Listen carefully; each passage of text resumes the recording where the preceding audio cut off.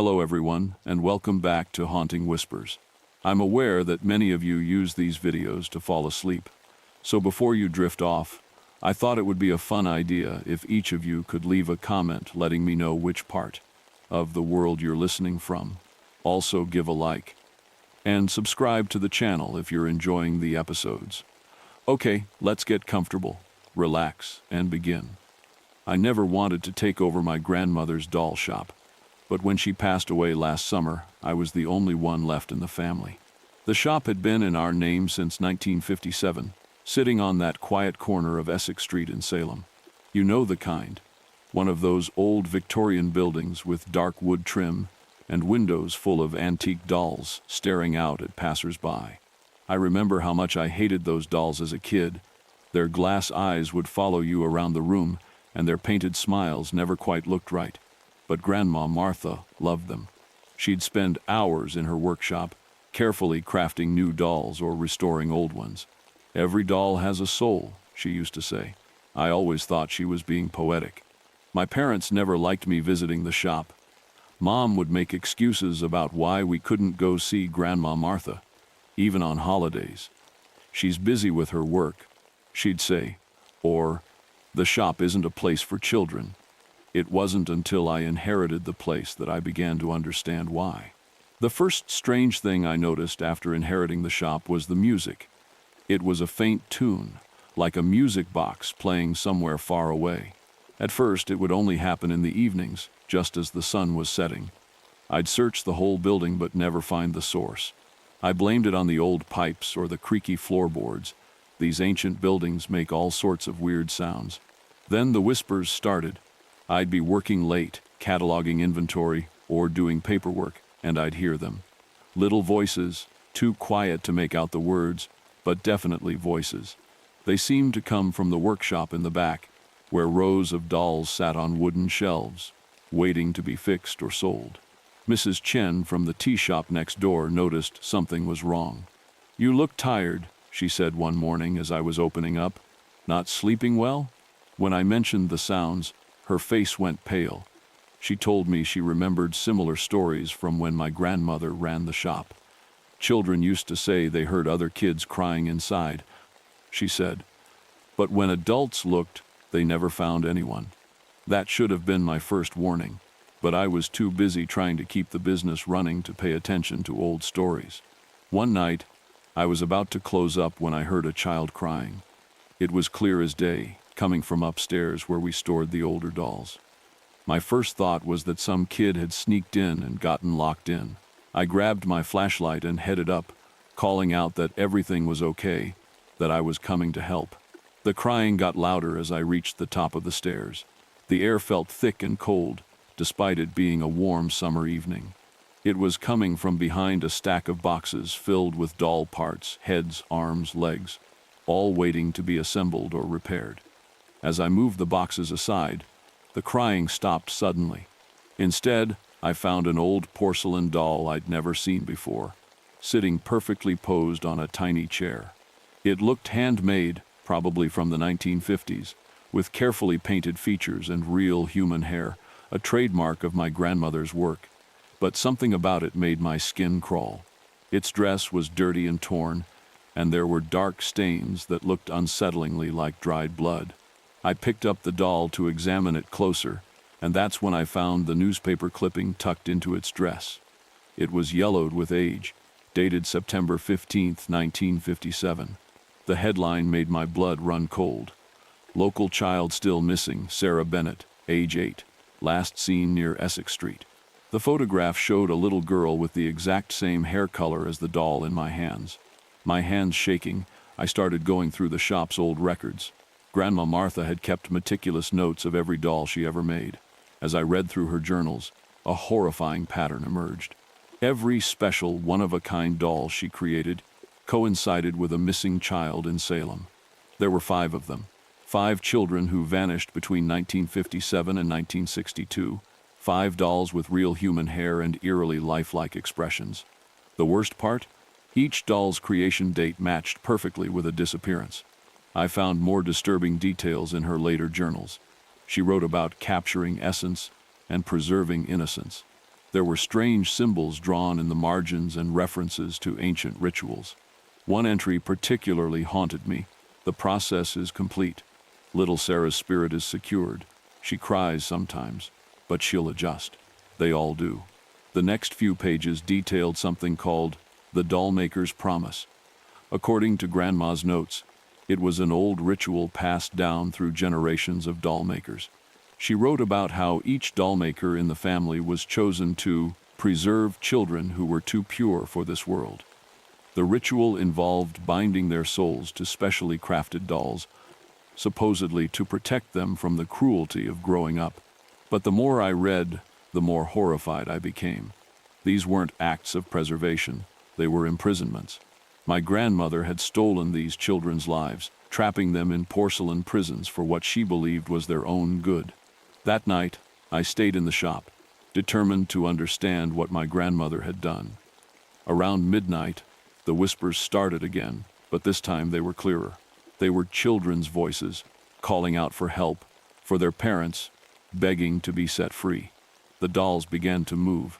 It started small, a twitch of a hand, a turn of a head, but soon they were all moving, dozens of glass eyes fixing on me. The whispering grew louder, becoming a chorus of childish voices filled with pain and anger. They spoke of a ritual, of how my grandmother had trapped their souls in these porcelain prisons. The Sarah doll stood up. Its movements were jerky but deliberate as it walked toward me. Other dolls followed, their tiny feet making soft pattering sounds on the wooden floor. They surrounded me, their painted faces somehow twisting into expressions of rage and desperation. "Help us," they whispered in unison. "Free us." Sarah's doll reached out with its tiny porcelain hand and touched my arm. The moment it made contact, a flood of memories hit me, not my own, but Sarah's. I saw her last day walking past the shop, admiring the dolls in the window. I saw my grandmother invite her in, offering to show her how dolls were made. I felt Sarah's fear and confusion as the ritual began, and then the terrible moment when her soul was torn from her body and bound to the doll. I ran out of that shop and didn't stop until I reached my car. But as I drove away, I could still hear their voices in my head, pleading for release. I haven't gone back to the shop since that night. It sits there, dark and empty, the dolls still visible in the windows. Sometimes when I drive past, I swear I can see them moving, their tiny hands pressed against the glass. The police never believed my story about the missing children. They searched the shop, but found nothing suspicious, just old dolls and dusty records. The cases remain unsolved, filed away in some basement archive. But I know the truth. Those children are still there, trapped in those porcelain bodies my grandmother crafted with such loving care. Every night I lie awake, haunted by their whispers and the weight of my family's dark legacy. The shop is still mine. I can't bring myself to sell it or tear it down. Sometimes I wonder if that's part of the curse, that I'm bound to it just as surely as those children are bound to their dolls. I've thought about burning it down, but I'm afraid of what might happen to those trapped souls if I do. And lately, I've started hearing the music box tune again, playing softly in my dreams. Sometimes when I wake up, I find my hands moving on their own, making the familiar motions of crafting a doll. I fight it, but I can feel the pull getting stronger. Last week, I found myself ordering porcelain and human hair online. The packages arrived yesterday, and my fingers trembled as I opened them. There was a note inside, written in my grandmother's handwriting, though she's been dead for months. The legacy must continue. You know what needs to be done. After all, doll making runs in my blood. Just yesterday, I heard about another child who went missing in Salem, and my fingers are itching to work with porcelain again. The workshop is calling to me, and I can hear the dolls whispering my name, urging me to take up my grandmother's tools. I've started gathering supplies. The porcelain arrived yesterday, smooth and white as bone. The tiny clothes are laid out, and the glass eyes are waiting. And somewhere in Salem, another child's soul waits to be preserved, forever. If you're ever in Salem, you might pass by that old doll shop on Essex Street. The windows are dusty now, but the dolls are still there, watching with their glass eyes. If you look closely, you might see them move, and if you listen carefully, you might hear them whisper. But whatever you do, don't go inside. Some family legacies are better left buried in the past. And if you see me there, working late at night with porcelain and paint, please, save me from becoming what my grandmother was, before it's too late.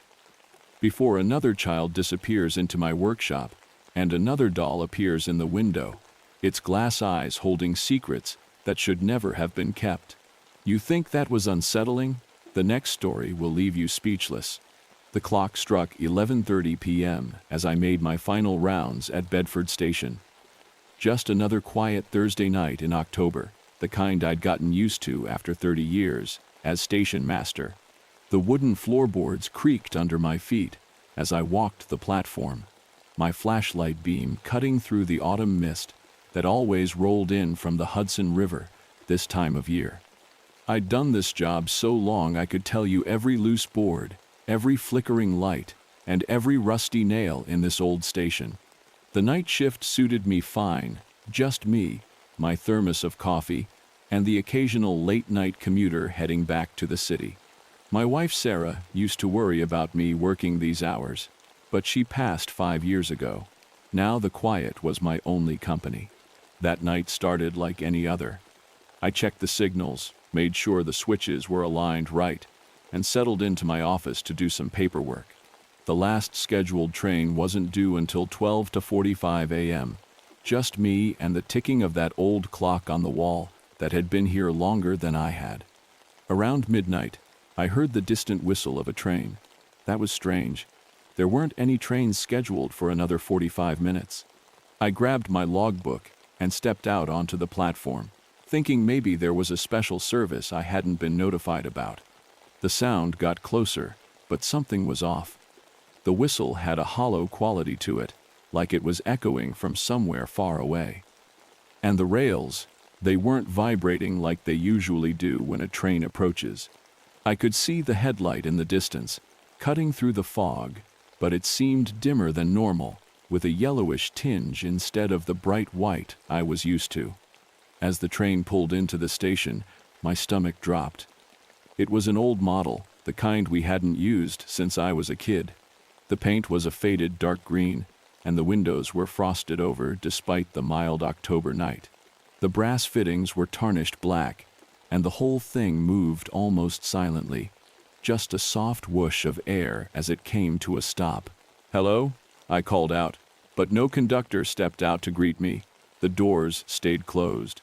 I walked along the length of the train, shining my flashlight through the windows.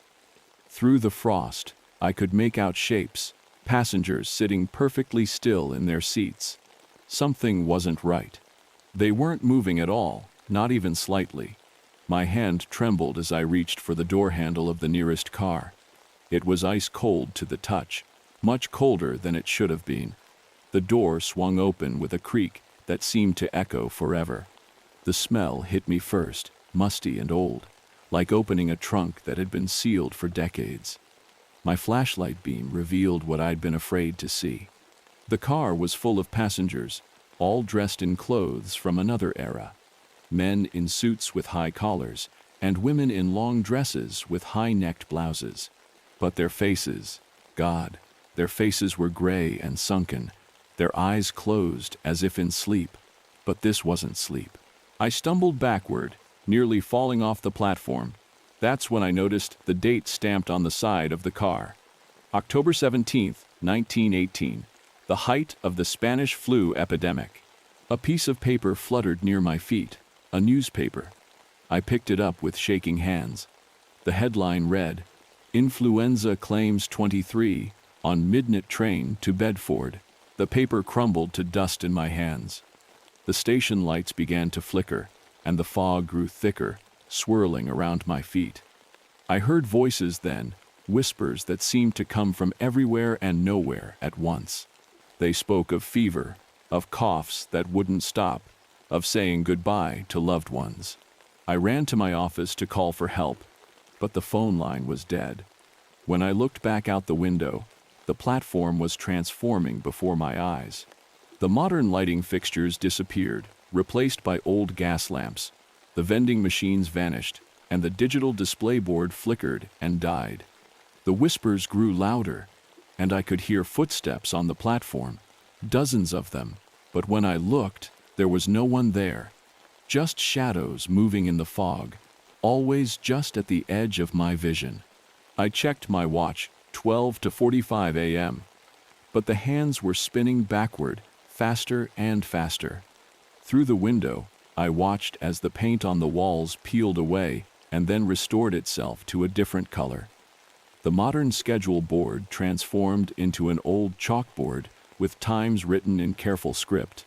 The last thing I remember clearly was the sound of that train whistle again, but this time it seemed to come from inside my head. The fog poured into my office, and with it came a bone-deep cold that made my teeth chatter. When they found me the next morning, I was sitting at a desk that wasn't mine, in an office that looked like it belonged in a museum. The modern station was gone, replaced by its 1918 predecessor. The train was nowhere to be seen, but they found the old logbook, its pages yellow with age. The last entry, written in handwriting that wasn't mine, recorded the arrival of the midnight train on October 17, 1918. They tell me the station will be torn down next month. Too old, they say. Not worth maintaining.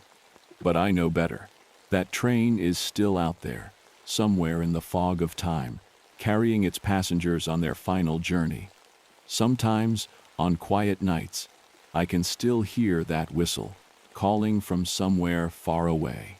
I've never taken another night shift, and I can't bring myself to ride trains anymore. But the worst part? Every October, on the 17th, my watch starts running backward just for a moment. And in that moment, I swear I can smell that musty air again, hear those whispers, and feel the cold touch of something that should have stayed buried in the past. The official report blamed carbon monoxide poisoning for my hallucinations. They said the old heating system had leaked, that I was lucky to survive. But they never explained the logbook, or the old desk, or why the modern station had simply vanished overnight. Some nights, I lie awake wondering about those passengers on their endless journey. Are they still riding that train through the mists of time? Do they know they're dead? Or are they forever caught in that moment, believing they're just on their way home, not knowing they'll never arrive? I still live in Bedford, but I take the long way around to avoid passing the station. Sometimes, though, on foggy nights, I catch myself looking down the tracks, half expecting to see that dim yellowish light approaching. And sometimes, just sometimes, I think I do. If you're still with me, get ready, because this next tale will make your heart race. It was just another autumn morning when I headed out to the milking barn. The crisp Wisconsin air bit at my face as I trudged across our property, coffee thermos in hand. The sun hadn't quite risen yet, painting the sky in murky shades of purple and gray. I'd made this walk thousands of times before, every morning and evening for the past 25 years, since taking over the farm from my father. That morning in September 1972 started like any other, but it would change everything. I remember checking my watch as I approached the barn, 5:15 a.m., right on schedule. The cows would be waiting, udders full, ready for their morning milking. As I got closer, something felt off. The animals were unusually quiet. Normally, they'd be mooing softly, shifting around in their stalls. But that morning, silence hung heavy in the air. When I pushed open the barn door, the familiar smell of hay and cattle hit me, but there was something else, a metallic tang that made my nose wrinkle. I flipped on the lights, and my first thought was that someone had broken in during the night. Several stalls were empty, gates swung wide open. But no, I could see the cows huddled at the far end of the barn, packed together tight as sardines. "Girls, what's got you all riled up?" I called out, trying to keep my voice steady and calm. A few heads turned my way, but none of them moved. In 25 years of dairy farming, I'd never seen them behave like this. I set down my thermos and approached slowly. That's when I noticed the first patch of red on the concrete floor. At first, I thought someone had spilled paint or oil, but as I got closer, my stomach turned. It was blood. A trail of it led from one of the milking stalls to where the herd now stood. My first thought was that one of the cows must be injured. I grabbed the phone from the wall and called Doc Henderson, our veterinarian for the past decade. He lived just down the road and said he'd be there in 15 minutes. While I waited, I tried approaching the herd again, but they only pressed closer together, their eyes wide and rolling. Doc Henderson arrived just as the sun was starting to peek over the horizon. He was a tall, lanky man with silver hair and steady hands that had delivered countless calves over the years. "What seems to be the trouble, George?" he asked, pulling on his work gloves.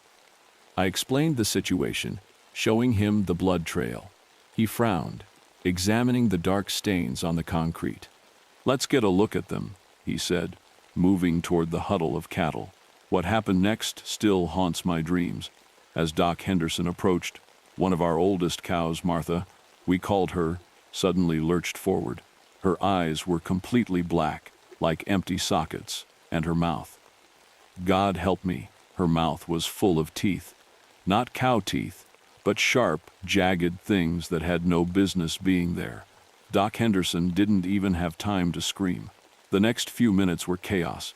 I ran for the door, the sounds of tearing flesh and breaking bones behind me. I slammed the barn door shut and threw the heavy wooden beam across it, my hands shaking so badly I could barely manage it. I sprinted to the house, shouting for my wife Ellen to call the police.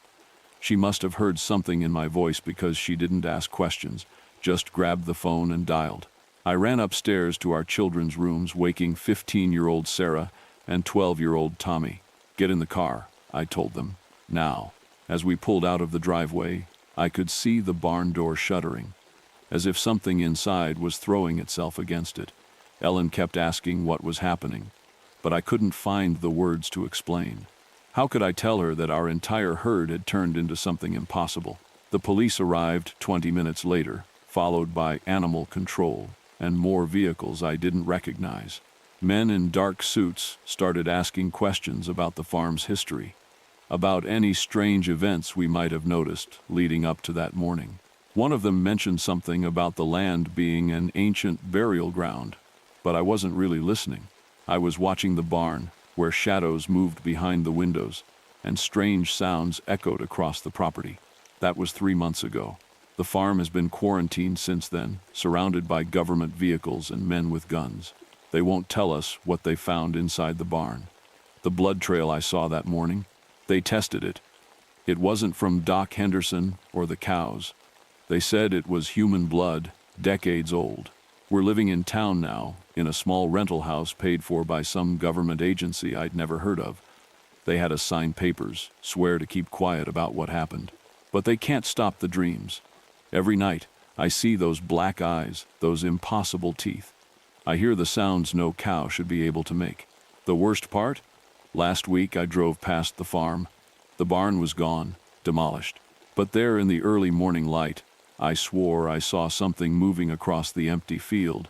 Something that looked like cattle but moved all wrong, like their joints were backward. And for just a moment, I could have sworn I heard Doc Henderson's voice on the wind, calling my name. The official story is that our herd contracted a rare disease and had to be put down. The local paper ran a small article about a veteran dairy farmer losing his livestock to illness. Simple, neat, explainable. But I know what I saw that morning. And sometimes, late at night, when I can't sleep, I wonder about those burial grounds they mentioned, about what might have been sleeping beneath our farm all those years, about what we might have woken up. They're building a housing development on that land now. New families will move in, raise their children there. They don't know what happened to Doc Henderson, or the milk truck driver who disappeared the next day, or the 3 farmhands who went missing while trying to recover equipment from the barn. They don't know about the teeth, or the eyes, or the blood, but I do. And every time I see a glass of milk, I check it carefully, because sometimes, late at night, I still hear the mooing. and it sounds almost like laughter. That was just the beginning. The real chills start now. The sound of raindrops against the studio windows usually calmed me, but that evening in October, they only added to my unease. I dabbed my brush into the crimson paint, trying to capture the exact shade of Madeline Foster's lips on the canvas before me. She sat perfectly still in the antique chair I'd bought specifically for portraits, her silver hair gleaming in the warm light of my studio. "Just a few more minutes, Mrs. Foster," I said, though my hand trembled slightly as I worked. Something felt off about this painting, just like the others, but I couldn't quite place what it was. I'd been painting portraits in New Orleans for over 30 years. My studio, a converted warehouse in the French Quarter, had seen hundreds of clients come and go. But things had changed 6 months ago, when I first noticed something strange happening to my paintings. It started with young Thomas Baker's portrait. His mother had commissioned it for his 18th birthday. A simple enough job. The boy had an easy smile and clear eyes that made him a joy to paint. But when Mrs. Baker came to collect the finished piece 2 weeks later, she'd gone pale. "That's not my Thomas," she'd whispered. "He looks older." I'd dismissed her concerns. Sometimes clients had trouble seeing themselves or their loved ones as others did. But then I noticed it too. While Thomas remained his youthful self, his portrait seemed to age day by day. The fresh-faced young man I'd painted gradually developed slight wrinkles, his hair graying at the temples. Within a month, the portrait showed a man in his 40s. I'd kept this to myself, convinced I was working too hard, seeing things that weren't there. But then it happened again with Mrs. Chen's portrait, and again with the Wilson twins. Each painting aged while its subject remained unchanged. But Madeline Foster was different. As I worked on her portrait, I noticed something even more disturbing. With each brushstroke, she seemed to grow younger before my eyes. The wrinkles around her eyes softened. Her silver hair took on streaks of its original auburn. Her hands, spotted with age when she'd first sat down, now looked smooth and youthful. "Are you all right, Mr. Palmer?" she asked, her voice stronger than it had been at the start of our session. Yes, I muttered, though my heart was racing. Just trying to get the light right. I stepped back from the canvas, nearly dropping my palette. The woman in the painting looked exactly as Madeline Foster had when she'd first arrived, elderly, dignified, with all the marks of her 80 years. But the woman sitting in my chair couldn't have been older than 60. "Perhaps we should stop for today," I suggested, my mouth dry. "Oh, but we're so close to finishing," she said, smiling. Her teeth looked whiter, more even than before. "I insist we continue." I couldn't refuse a client, but my hands shook as I picked up my brush again. The studio felt colder, despite the heat from the radiator. The rain beat harder against the windows, and shadows seemed to gather in the corners of the room. As I painted, I couldn't stop myself from glancing between Madeline and her portrait. The changes were happening faster now. The portrait remained elderly, but Madeline, dear God, she couldn't have been more than 40 now. Her hair was fully auburn, her skin glowing with youth. Her eyes were ancient, glittering with something that made my blood run cold. "What are you?" I whispered, unable to stop myself. She laughed, a sound like breaking glass. "Just someone who appreciates fine art, Mr. Palmer. Someone who understands its true power." She stood up, moving with the grace of a young woman. "Did you never wonder why artists have always been drawn to portraits? Why every culture has some superstition about capturing souls in images?" I backed away, bumping into my easel. The portrait crashed to the floor, but I couldn't take my eyes off Madeline. She couldn't have been more than 30 now, beautiful in a terrible way. "Your talent is quite special, Robert," she said, stepping closer. "Do you know how long I've searched for someone like you? Someone who could paint the years away?" My back hit the wall. The shadows in the corners of the studio were moving now, reaching out like fingers. Through the windows, I could see other faces pressed against the glass. My previous clients, I realized with horror. Thomas Baker, Mrs. Chen, the Wilson twins. All aged far beyond their years, their eyes sunken, their skin like paper. "The gallery showing is tomorrow night," Madeline said, now looking barely 20. All your recent works will be there. Hundreds of people will come to admire them." Her smile widened, showing too many teeth. "And as they age, as their years flow into the paintings, we'll be there to drink it all in." I tried to run, but my legs wouldn't move. The shadows had reached my feet, holding me in place. Madeline stepped closer, young and beautiful and horrifying. Behind her, I could see my reflection in the studio window. When had I become so old? "Don't worry," she whispered, reaching out to touch my face with fingers that felt like ice. "I'll commission one final portrait from you. A self-portrait. Won't that be perfect?" The rain kept falling outside my studio, but I couldn't hear it anymore, over the sound of my own ragged breathing and the soft scratching of brushes on canvas. Brushes I wasn't holding, painting strokes I wasn't making. I'm writing this down now because I have to tell someone, anyone, what's happening. Tomorrow night is the gallery showing. All my portraits will be there, and so will Madeline, young and beautiful among the crowds. If you're reading this, stay away from the French Quarter Gallery. Don't look too long at the paintings. And if a beautiful young woman with auburn hair and ancient eyes offers to commission a portrait, run. The following was found scrawled at the bottom of the page in shaking handwriting. They're coming up the stairs now. I can hear them, all of them. The brushes are moving on their own. The canvas is blank, waiting. Madeline is laughing. God help me, I can feel myself aging as I write this. The portraits, they're not windows to another world. They're doors, and they're all open now. Feeling brave? You might regret it after hearing this next story. My fingers trembled slightly as I unlocked the heavy wooden doors of First Methodist Church that Sunday morning. The familiar creak of the hinges echoed through the empty sanctuary, just like it had every weekend for the past 32 years. As the church organist, I always arrived 2 hours before service to warm up and practice the day's hymns. But something felt different that crisp October morning in 1968. The autumn sunlight filtered through the stained glass windows, casting colorful shadows across the worn wooden pews. I made my way down the center aisle, my sensible shoes clicking against the floorboards that had supported generations of faithful congregants. The old church had stood on this plot of Georgia soil since before the Civil War, though it had been rebuilt in 1892 after a fire. Pastor Thompson once mentioned that some of the replacement lumber came from an old gallows that used to stand on the outskirts of town. But I never put much stock in such tales. I settled onto the organ bench, arranging my music sheets and adjusting my reading glasses. The massive pipe organ towered above me, its brass pipes gleaming in the early morning light. This instrument had been my constant companion for over 3 decades. I knew every key, every stop, every subtle nuance of its voice. When I played, it felt less like creating music and more like having a conversation with an old friend. That morning, I began with Amazing Grace, my fingers finding the familiar melody without conscious thought. But something was off. The notes seemed to linger a fraction too long, as if the organ was reluctant to let them fade. I adjusted the stops, thinking perhaps the humidity was affecting the pipes. But the strange resonance continued. Then I heard it, a soft harmony floating beneath my playing, like a distant choir humming along.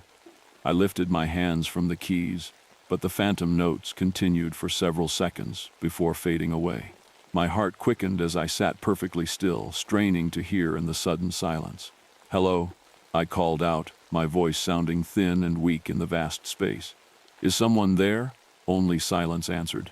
I turned back to the keys, telling myself it was just my imagination. The next hymn was How Great Thou Art, a favorite of our choir director Margaret. As I played the opening chords, that strange undertone returned stronger this time. It wasn't just humming anymore. I could almost make out words being sung in perfect 4-part harmony. My hands began to shake as I realized the phantom voices were singing in Latin, not English. Our little Methodist church hadn't used Latin hymns in all my years here. The voices grew louder, and a cold draft swept through the sanctuary, rustling my sheet music. I stopped playing abruptly and whirled around on the bench. The church appeared empty, but something had changed. The morning sunlight seemed dimmer somehow, and the shadows in the corners had grown deeper. As my eyes scanned the pews, I noticed something that made my blood run cold. There were fresh indentations in the cushions, as if invisible people were sitting there. The temperature in the room plummeted. My breath came out in visible puffs as I watched, paralyzed, while more indentations appeared in the pews. The phantom choir grew louder, and I recognized the melody they were singing, the Dies Irae, an ancient hymn about Judgment Day. With trembling fingers I gathered my music, intending to flee. But as I stood, the organ began to play by itself, a thunderous, discordant version of the Dies Irae that made the whole church vibrate. The pipes seemed to twist and writhe, and faces appeared to form in the brass surfaces, tortured, screaming faces. Through my terror, I noticed movement in the pews. The indentations were shifting, standing up one by one. Dust motes swirled in the wan light, taking on human shapes. I could make out the translucent forms of people I recognized: old Mrs. Jenkins, who passed last winter, Mr. Peterson, who died in '65, and dozens more former congregants I had played for over the years. At the front of the church stood Pastor Thompson, who had died of a heart attack right there at the pulpit in 1960. His spectral form turned toward me, mouth opening in a silent sermon. The other spirits began to sing again, their voices building to an impossible crescendo that threatened to shake the church apart. I stumbled backward, knocking over the organ bench. The spirits started moving toward me, their forms becoming more solid with each step. Pastor Thompson raised his arms, and I saw dark stains spreading across his ghostly suit, the same ones that had appeared as he clutched his chest that fatal Sunday. My back hit the wall, and I slid down it, covering my ears against the otherworldly choir. The organ's pipes continued their twisted symphony, and more spirits were materializing by the second. Through my terror, I recognized the newer arrivals, people I knew were still alive. Margaret, our choir director, appeared in the front pew, her form flickering between solid and transparent. She smiled at me and opened her hymnal, her voice joining the supernatural chorus. Then I saw my own husband, Thomas, who was probably still at home getting ready for service, manifesting among the spirits. I wanted to run, but my legs wouldn't move. The ghostly congregation drew closer, their singing growing more intense. Pastor Thompson reached out toward me with a gray, misty hand. As his cold fingers brushed my shoulder, the organ hit a note so low and powerful that the windows rattled in their frames. The last thing I remember before losing consciousness was seeing my own translucent form rising from my body to join the choir. When I came to, I was lying on the floor of the silent church. Sunlight streamed through the windows, and everything looked normal. The organ sat quietly above me, its pipe still and innocent-looking. There were no spirits, no phantom choir, no indentations in the pews. I picked myself up on shaking legs, gathered my scattered music, and fled the church. I called in sick that day and the next. When I finally returned the following Sunday, everything seemed perfectly ordinary. Pastor Williams, who had replaced Thompson years ago, delivered his sermon, the choir sang their hymns, and the congregation filed out afterward just like always. But sometimes, when I'm alone in the church practicing, I hear that phantom harmony beginning to build beneath my playing. And I've noticed that our congregation has grown lately, new faces appearing each week, though no one seems to know where they came from or remember seeing them arrive. Yesterday, Margaret mentioned that she's been having strange dreams about singing in Latin, and this morning, as I was setting up for service, I caught a glimpse of my reflection in one of the organ pipes. For just a moment, I could see right through myself to the pipes behind me. I'm still playing the organ every Sunday, but I've started looking more carefully at our congregation during services. Sometimes, when the light hits them just right, I can see the pews right through their bodies. And lately, I've been feeling an inexplicable urge to learn the Dies Irae. I try to tell myself it was all just a nightmare that morning in 1968. But deep down, I know the truth. Our little Methodist church has a very special choir now, one that's growing larger every week. And somehow, I know that soon, very soon, I'll be joining their eternal hymn. The organ is calling to me even now as I write this, its pipes humming softly in the empty church. I can hear the harmony building again, and this time I think I'll answer. Hold your breath. The darkness only deepens from here. The last delivery. It was just another Tuesday evening at Wilson's Feed Supply. I'd been running the store for nearly 40 years, following in my father's footsteps, just like he followed his father before him. The familiar smell of grain dust and molasses feed always reminded me of childhood days spent sweeping these same wooden floors. At 62, I wasn't as spry as I used to be, but there was still something deeply satisfying about helping local farmers keep their livestock healthy and well-fed. My store wasn't much to look at, just an old wooden building with faded red paint and a tin roof that leaked when it rained hard. But it was the only feed store for 20 miles in any direction, and folks around here depended on it. The walls were lined with photos spanning 3 generations of farmers, their children, and their children's children. Each picture told a story of trust built over decades. The sun was setting when Tom Bradley's boy came in for their weekly order. The orange light streaming through the dusty windows cast long shadows across the worn floorboards. "Evening, Mr. Wilson," he called out, adjusting his John Deere cap. "Dad needs the usual." I nodded and started measuring out their regular mix. The way the golden feed cascaded into the bags always had a certain beauty to it, like watching an hourglass count down time. That's when I noticed something odd about the newest shipment from Midwest Agricultural Supply. The grain seemed different, not in any way I could put my finger on, but after 4 decades in the business, you develop an eye for these things. The color was a shade darker than usual, and it had an almost oily sheen to it. When I ran my fingers through it, the texture felt wrong, almost slick, like wet sand that wasn't quite wet. I made a mental note to call their quality control department in the morning. In all my years dealing with them, Midwest had never sent a bad batch. They were always reliable, which made this deviation even more concerning. I filled Tom's order from the older stock, just to be safe. As I was writing up his receipt, a government-issue sedan pulled into the gravel parking lot. The crunch of tires on gravel sounded somehow ominous in the quiet evening air. The man who stepped out wore a crisp suit that seemed out of place in our dusty little corner of Kansas. His shoes were too shiny, his collar too stiff. Everything about him screamed outsider. He introduced himself as Douglas Porter from the Department of Agriculture, showing me a badge that looked too new to have seen much use. His handshake was brief and cold, his smile never reaching his eyes. "Routine inspection," he said, but something in his voice made the hair on the back of my neck stand up.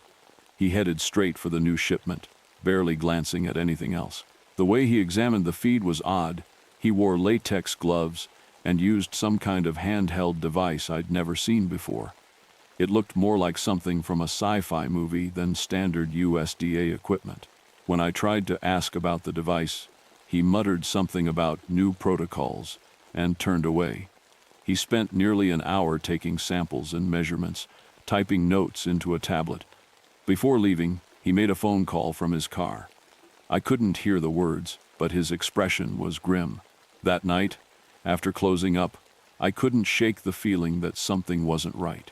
The image of Porter's face, that mixture of concern and something else, something almost like fear, kept playing in my mind. I decided to stay late and do some paperwork, though, truth be told, I wanted to keep an eye on that new shipment. Around midnight, I heard scratching sounds coming from the storage area.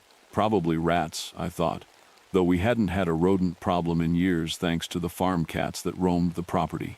Old Martha, my favorite of the strays, usually kept the vermin population well under control. Come to think of it, I hadn't seen her or any of the other cats all day. The scratching grew louder, more deliberate. It didn't sound like rats anymore. It was too heavy, too purposeful. I grabbed my flashlight and walked toward the noise, my boots creaking on the old floorboards. The beam of light caught something moving behind the feed bags, something much bigger than a rat. For a split second, I thought I saw a shape that looked almost human, but not quite. When I moved closer, it was gone. I spent the rest of the night in my office, jumping at every creak and groan of the old building.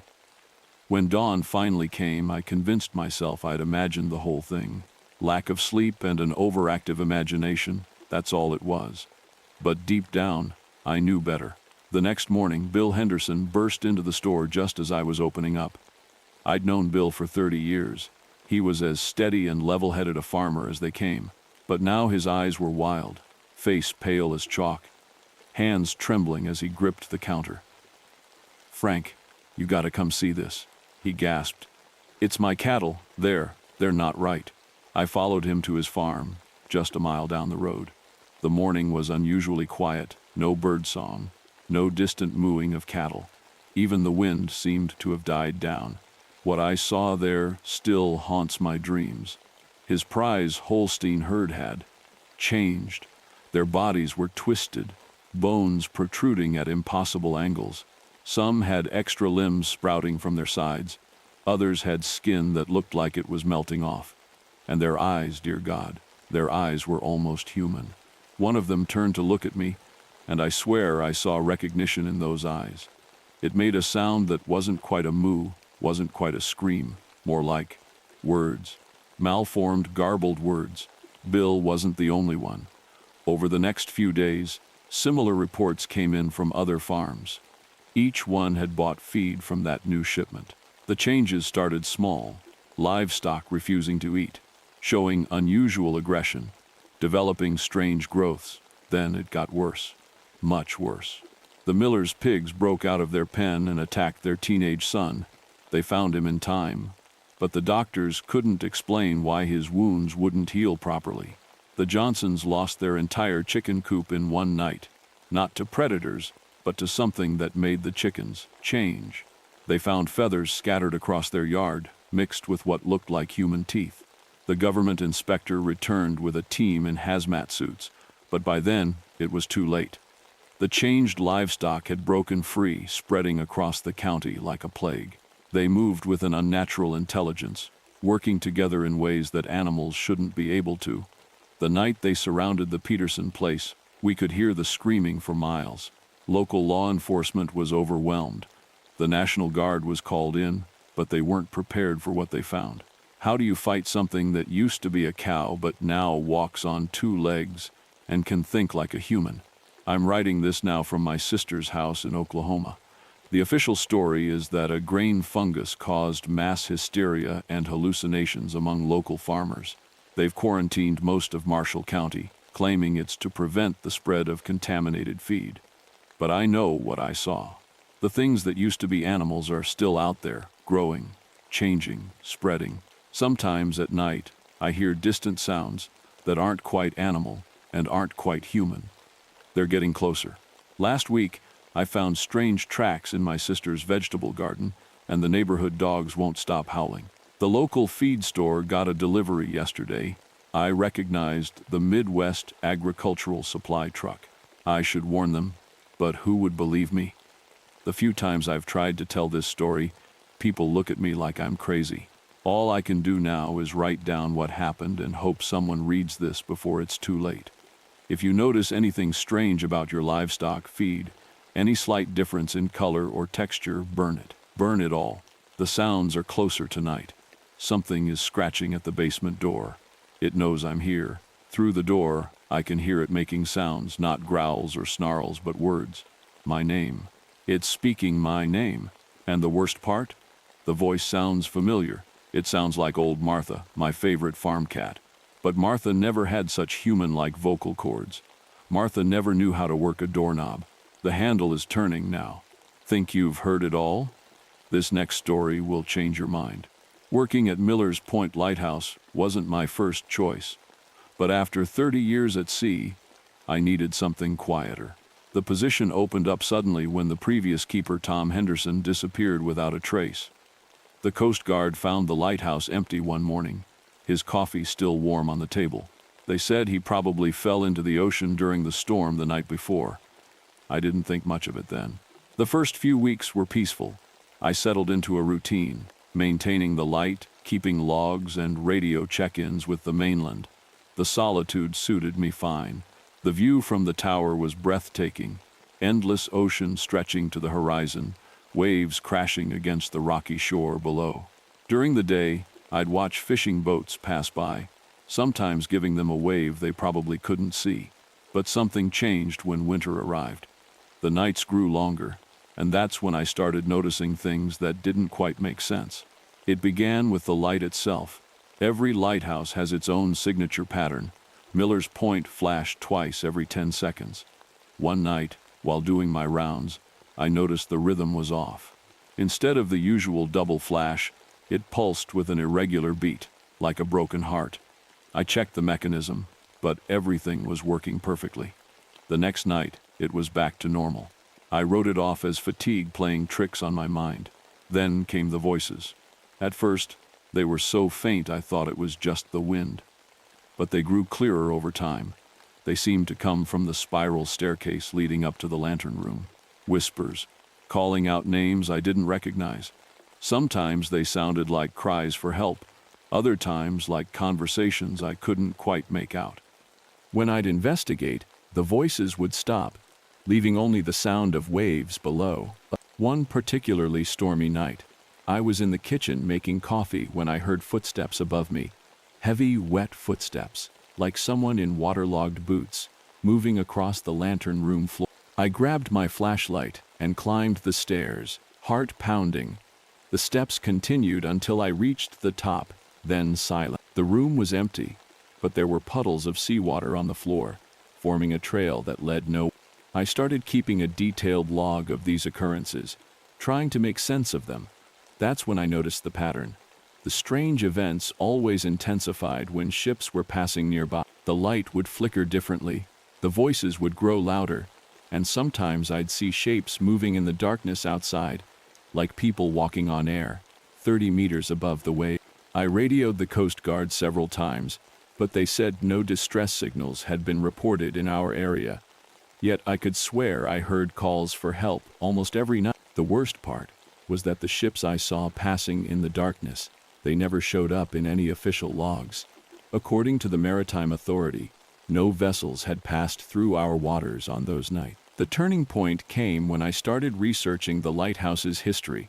Miller's Point had been built in 1878 after a series of devastating shipwrecks. The construction materials came from a nearby quarry, but there were rumors that the original builder, Jonathan Miller, had used something else in the foundation, something he'd salvaged from the shipwreck. Old letters I found in the lighthouse archives hinted at bodies that were never recovered from those wrecks. One night, during a particularly fierce storm, everything came to a head. The light was acting stranger than ever, pulsing with an eerie blue glow I'd never seen before. The voices were almost deafening, dozens of them, calling out in different languages, some modern, some in dialects that sounded centuries old. I saw a large cargo ship approaching from the east, too close to the rocks. I tried to radio them, but got only static in response. That's when I noticed something impossible.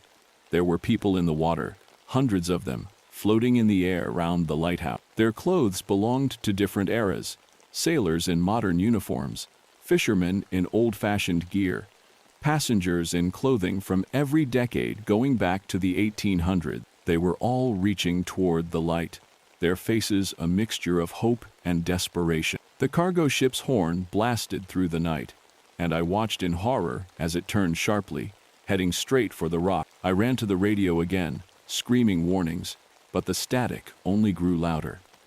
Through the window, I could see more shapes rising from the ocean, joining the others in their silent dance around the light. That's when I heard the knocking.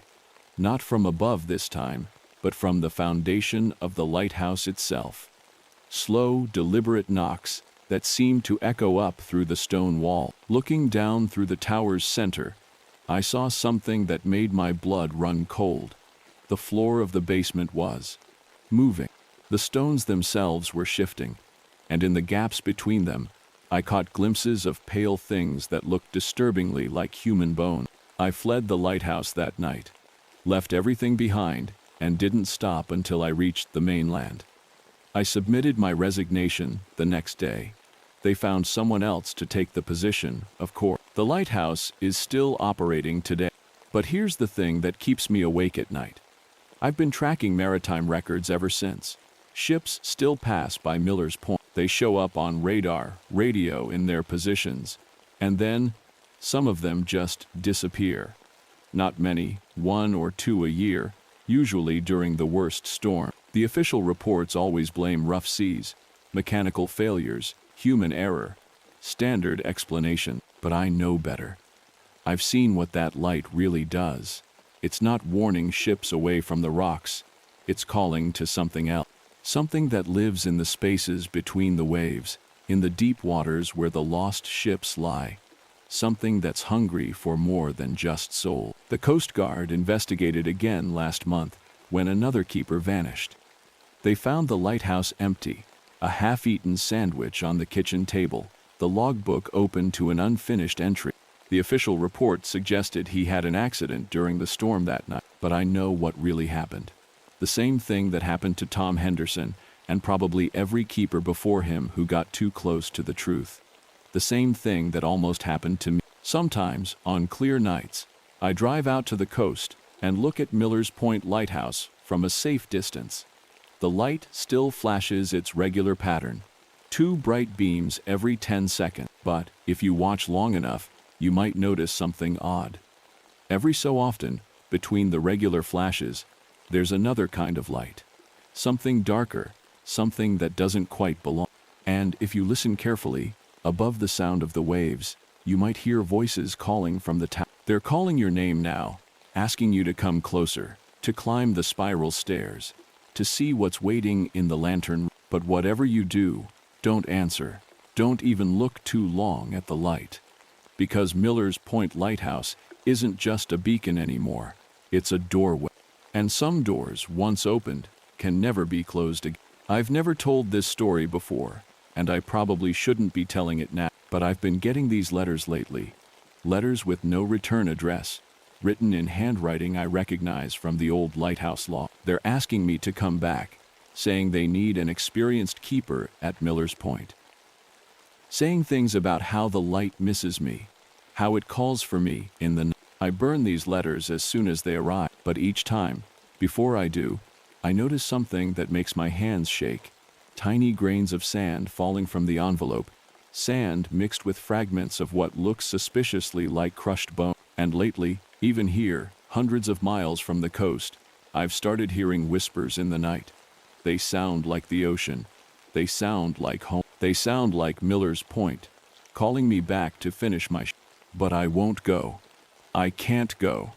Because I know now what that light really is. What it's been doing all these years. It's not just a lighthouse anymore. It's something else. Something older. Something that was there long before we built our warning lights and drew our maritime map. Something that's still hungry, still waiting, still calling out to anyone who will listen. So, if you're ever on that stretch of coast and you see Miller's Point Lighthouse in the distance, do yourself a favor. Don't look at the light. Don't wonder about the voice. And whatever you do, don't answer when it calls your name, because it will call your name. It calls to everyone, eventually. And sometimes, on the darkest nights, when the wind carries just right, I swear I can still hear it calling. If you thought the last story was bad, the next one will keep you awake tonight. The summer of 1976 started like any other year for me. Running Turner Family Carnival was my life's work, just as it had been my father's and his father's before him. 3 generations of bringing joy to small-town America, one rickety Ferris wheel at a time. At least, that's what I used to believe.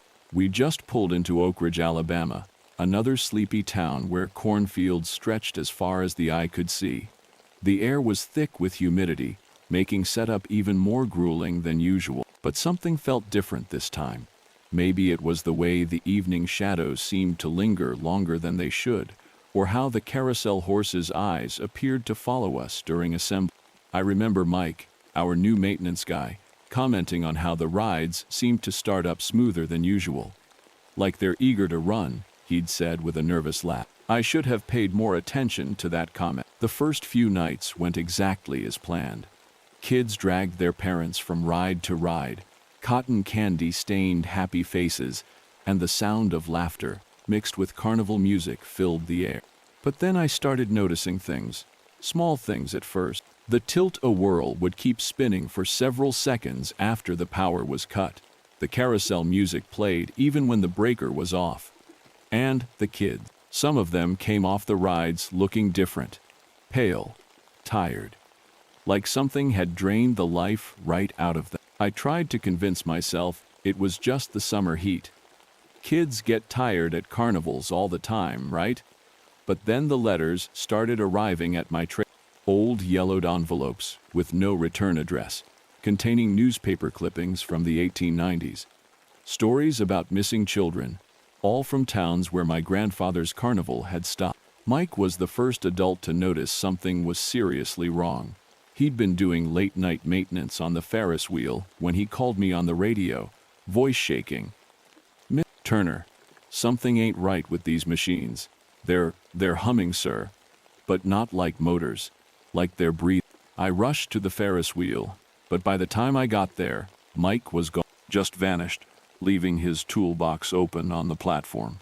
The only trace was a strange symbol etched into the control panel, the same symbol I'd later find in my grandfather's journal, hidden in a false bottom of his old desk. The journal entries were scattered, written in increasingly frantic handwriting. They told a story that made my blood run cold. In 1893, my grandfather's carnival was failing. He'd made a deal with something he called the showman, an entity that promised to make his carnival successful beyond his wildest dreams. The price? The energy of young souls harvested through the rides themselves. I wanted to shut everything down right then, but the contract my grandfather had signed bound all future generations. The rides wouldn't let me. They started up on their own that night, their lights casting eerie shadows across the empty fairgrounds. The carousel horses twisted their heads to watch me as I ran past. Sheriff Anderson came by the next morning, asking questions about missing kids. 3 of them hadn't come home after visiting the carnival. I tried to warn him, to explain what I'd discovered, but the words wouldn't come out. The contract wouldn't let me speak the truth. That final night in Oak Ridge still haunts me. The rides ran at full speed despite the power being cut. The carousel music turned discordant, like 1,000 music boxes playing backward. Children emerged from the shadows, drawn to the rides like moths to flame, their parents following in a daze. I watched helplessly as they boarded, one by one. The Ferris wheel spun faster and faster, the metal groaning under impossible stress. The tilt-a-whirl cars broke free of their tracks, spinning through the air like possessed tops. And the carousel. God, the carousel. The horses came alive, their painted eyes glowing red as they galloped off their poles, carrying laughing children into the darkness. By dawn, the fairground was empty. No bodies, no evidence, just abandoned shoes and half-eaten cotton candy. The ride stood silent, looking innocent in the morning light. Sheriff Anderson's car was found empty in the parking lot, his coffee still warm in the cup holder. I tried to burn it all down after that. But the carnival won't die. The rides repair themselves each night, and new workers show up with paperwork I don't remember signing. The show, as they say, must go on.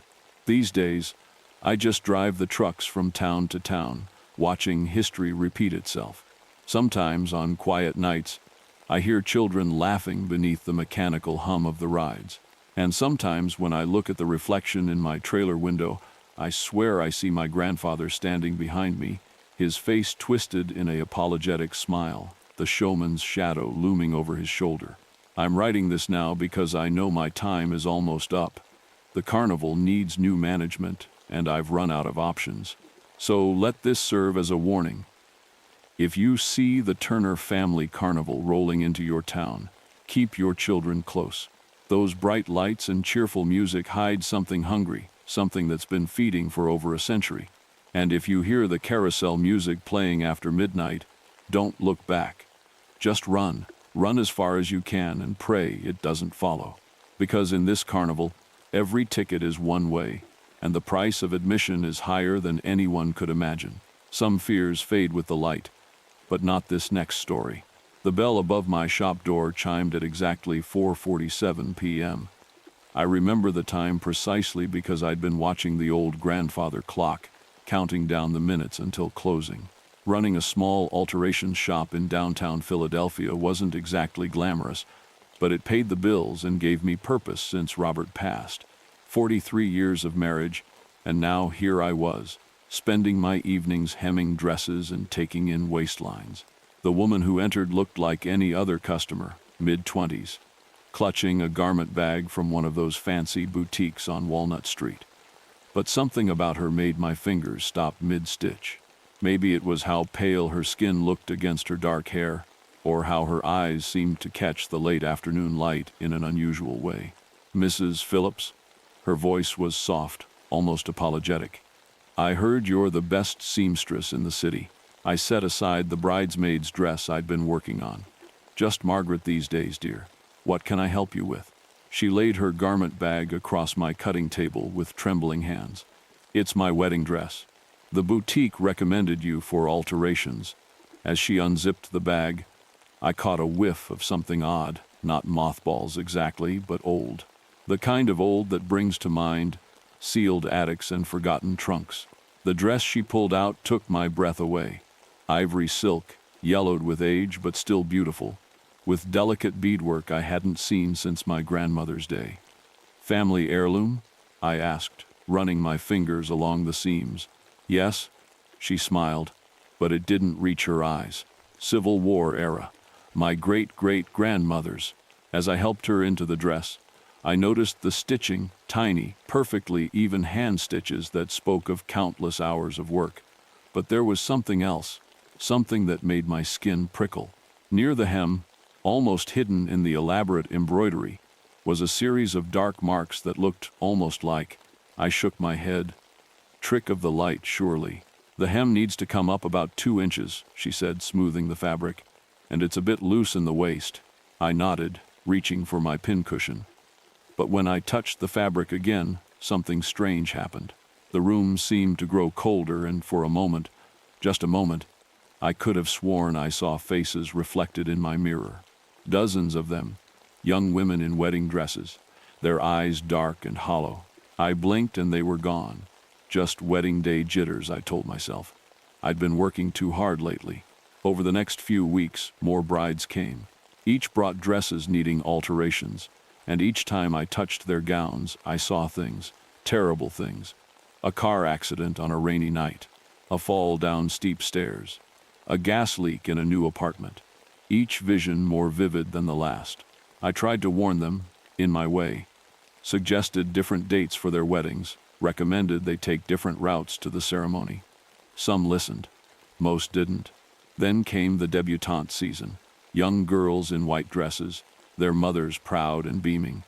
I saw their fates too, tied somehow to the thread I used to hem their gowns, the thread that had come from that first Civil War dress, the one I'd carefully unpicked and saved because it was such high quality.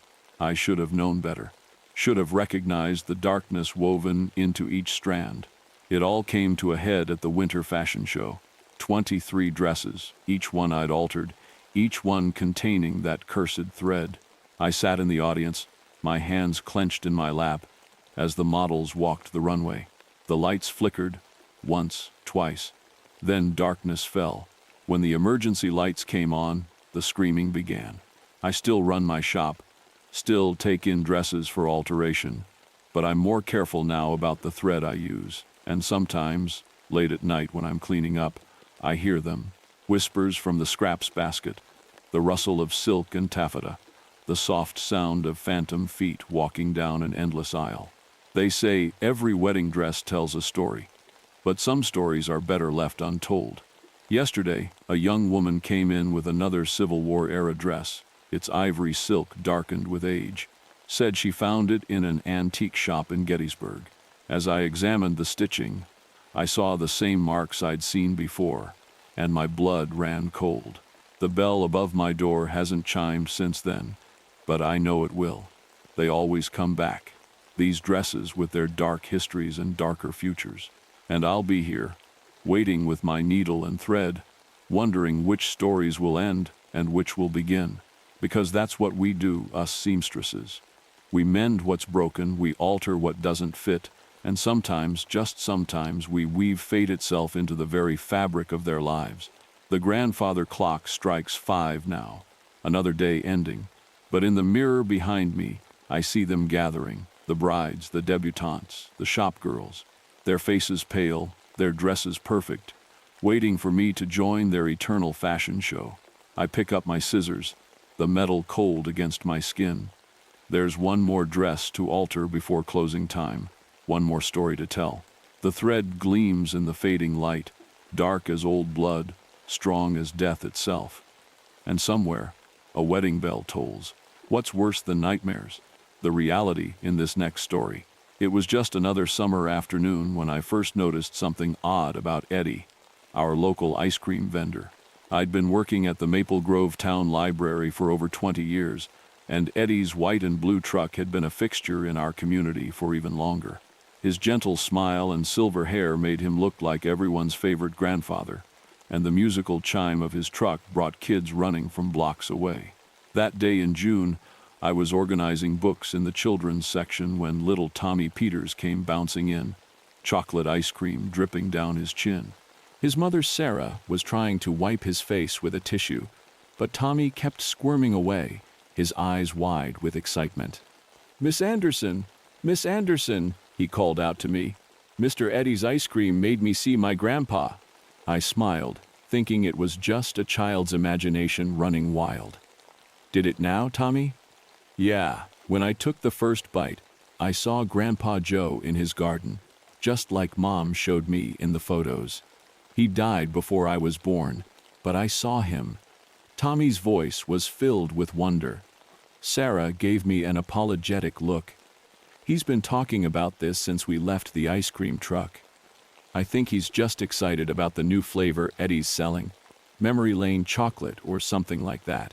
I nodded, but something about Tommy's story stuck with me. Later that week, more kids came in talking about similar experiences. Each one claimed that Eddie's new ice cream flavors showed them memories they couldn't possibly have, moments from before they were born, or scenes from places they'd never visited. At first, I dismissed it as summer excitement and children's creativity, but then I noticed the changes in Eddie himself. His usual cheerful demeanor seemed forced, and dark circles had formed under his eyes. His truck, once pristine, now had a strange, almost grimy sheen to it, even though it looked clean at first glance. One evening, as I was locking up the library, I saw Eddie's truck parked behind the old Presbyterian church. The sun was setting, casting long shadows across the empty parking lot. Something compelled me to walk over. As I got closer, I heard what sounded like whispers coming from inside the truck, not the usual freezer hum, but actual whispers, like dozens of voices speaking in hushed tones. "Eddie?" I called out. "Are you there?" The whispers stopped abruptly. Eddie emerged from the back of the truck, and for a moment, just a split second, I swear his eyes were completely black. He blinked, and they were normal again. "Jennifer, you startled me," he said, his voice slightly strained. "Just restocking for tomorrow. The kids can't get enough of these new flavors." "About those new flavors," I started, trying to keep my voice steady. "Tommy Peters said something strange about them." Eddie's smile tightened. "Children have such wonderful imaginations, don't they? Would you like to try one yourself? I've got a new batch of Nostalgia Vanilla that's very popular with the adults." I noticed his hands trembling slightly as he reached for the serving window. Behind him, in the darkness of the truck, I caught a glimpse of something moving, like shadows shifting without anything casting them. "No thank you," I said quickly. "I should get going." As I walked away, I heard the whispers start again, louder this time. And was that crying? The next day, Health Inspector Mike Collins came to town for his routine check of local food vendors. I watched from the library window as he approached Eddie's truck. Eddie greeted him with his usual smile, but something felt off. Mike went inside the truck for the inspection, and that was the last time anyone saw him. The police investigation turned up nothing. Mike's car was still parked nearby, his clipboard sitting on the passenger seat, with half-finished notes. Eddie told them Mike had completed the inspection and left on foot, saying he needed some air. The police seemed to accept this, but I knew something wasn't right. Children started disappearing too. Not many, just enough to be noticed, but not enough to cause panic. They were all kids who'd tried Eddie's new flavors. Their parents reported the same story. The children had become obsessed with the ice cream, begging for it daily, talking about memories that weren't theirs. Then came the town's summer festival. Eddie had promised something special, a new flavor he called Forever Sweet. The line at his truck stretched around the block. I watched from my library window as person after person took their first bite, their eyes going wide, then glazed, as if seeing something far away. That's when I noticed the truck. It wasn't running, but it was, pulsing somehow, like it was breathing. The white paint had taken on a sickly, translucent quality, and through it, I could see faces. Dozens of them, pressed against the surface like people trapped under ice, their mouths open in silent screams. I ran outside, pushing through the crowd, shouting for people to stop eating the ice cream. But it was too late. One by one, they started to collapse. Not dead, something worse. Their bodies were there, breathing, but their eyes were empty, like hollow shells. Eddie stood in his truck, no longer pretending to be the kindly ice cream man. His smile had transformed into something horrible, too wide, too many teeth. His eyes were completely black now, and his skin seemed to ripple, as if something underneath was trying to get out. "Would you like a scoop, Jennifer?" he asked, his voice echoing strangely, as if multiple people were speaking at once. "It's quite a collection of memories I have now. So many beautiful moments, so many souls. They all float here, in my little truck, and there's always room for more." I ran until my lungs burned, and I didn't stop until I was locked inside my house. I called the police, but by the time they arrived, the truck was gone. So was Eddie. So were the bodies of everyone who'd collapsed at the festival. That was 3 months ago. The official story is that there was a mass hallucination caused by heat stroke and food poisoning. The missing people are still missing, their cases gone cold. Sometimes on quiet nights, I hear a familiar chime in the distance, that cheerful ice cream truck music. But it's different now, distorted, like it's being played underwater. And underneath the melody, if you listen carefully, you can hear the whispers. I've started keeping a journal of everyone who disappeared. Tommy Peters, Mike Collins, Sarah Johnson and her twins. 37 people in total. Their families are still here, but they seem changed, like they're forgetting. Sometimes I'll mention one of the missing, and their own relatives will look at me blankly, as if they never existed. Last week, I saw a new ice cream truck in town, white and blue, just like Eddie's. The vendor is a young woman with a bright smile. She's selling a new flavor called Memory Lane Vanilla. I've been watching her. Yesterday, I saw her checking something under the truck. It wasn't the engine she was looking at. The underside of her truck was pulsing, like a heart beating. I should leave town. I know I should. But someone needs to remember. Someone needs to warn others. So I stay, and I watch, and I write. And I never, ever buy ice cream from a truck anymore. But sometimes, late at night, I catch myself wondering what memories taste like. I wonder if Eddie's ice cream could show me my father, who died when I was 2. Or my best friend from college, who disappeared hiking 10 years ago. Just one taste. No, I have to stay strong. Because the ice cream truck is coming. I can hear its song now, drifting through my neighborhood. Different truck, different vendor, same horrible truth. And the line of eager customers is already forming. Each of them ready to trade their memories, their souls, for one last sweet taste of the past. If you hear the chimes in your town, run. Run as far as you can, because once you've tasted those memories, once you've seen what I've seen, you'll never be the same. And neither will anyone who knows you. The ice cream truck is getting closer now. The chimes are louder, and I swear I can hear Tommy Peters laughing. You survived that tale, but can you handle the horrors waiting in the next one? The blood didn't bother me as much as the silence. Anyone who's grown up on a dairy farm knows that barns are never quiet. There's always the soft lowing of cattle, the rustle of hay, the gentle clinking of chains. But that Tuesday morning in October 1957, when I pushed open the heavy wooden doors of my barn, I was met with a silence so complete it made my skin crawl. I've spent 40 years trying to explain what happened in our valley that autumn. Most folks call me crazy. The government men in their pressed suits said it was mass hysteria. The local papers blamed it on Soviet spies, but none of them were there. None of them saw what I saw in that underground bunker, or heard the things I heard on those foggy nights when the moon was full. The first cow disappeared on a Tuesday. I remember because Tuesday was always milk delivery day, and I'd gotten up before dawn like usual to start the morning milking. The fog was thick that morning, rolling in from the creek that cuts through the back of our property. Something felt off right from the start. I've been running this dairy farm since my father passed in '52. Every morning for the past 5 years, I'd walk the same path from our farmhouse to the barn, coffee in one hand, lantern in the other. The cows knew my footsteps. They'd start moving around as soon as they heard me coming, eager for their morning milking. But that Tuesday morning, they were quiet. Too quiet.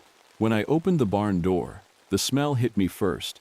Not the usual warm, hay-sweet smell of the barn, but something metallic and sharp. My lantern light caught something dark and wet on the floor, a trail of it leading to Martha's stall. Martha was our oldest Holstein, been with us 15 years. Her stall was empty. The gate was still latched, but Martha was gone. Just gone. And that dark trail on the floor, it was not much, just drops here and there, but enough to make my stomach turn. I told myself it must have been wolves, though we hadn't had wolves in these parts for years. Or maybe rustlers, though who'd want to steal one old dairy cow? I called the sheriff, but he just wrote it down in his little notebook and said he'd keep an eye. That should have been the end of it. Just one of those things that happens sometimes on a farm. But it wasn't the end. It was just the beginning. Over the next few weeks, more cows disappeared. Always one at a time, always at night, always leaving those same small trails of blood. The other farmers in the valley started talking. Bill Henderson lost 3 of his best jerseys. The Millers lost their whole herd, one by one. But it wasn't just the cows. Tommy Weber, who drove the milk truck, disappeared on his morning run. They found his truck parked on the side of County Road 8, engine still running. Not a drop of milk spilled, but Tommy was gone. That's when the rumors started. People talked about strange lights in the woods at night, about sounds that weren't quite animal and weren't quite human, about tracks in the mud that didn't match any creature they knew. I started sleeping in the barn, shotgun across my lap.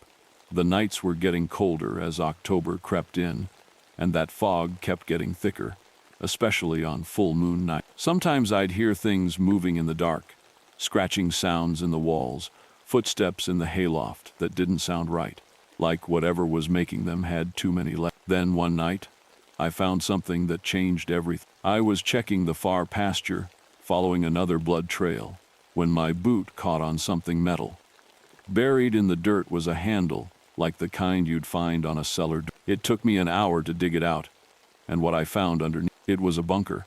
Military-looking, with thick concrete walls and heavy steel doors. The lock was broken, hanging loose like someone or something had torn it off. I should have called the sheriff right then. Should have waited for help.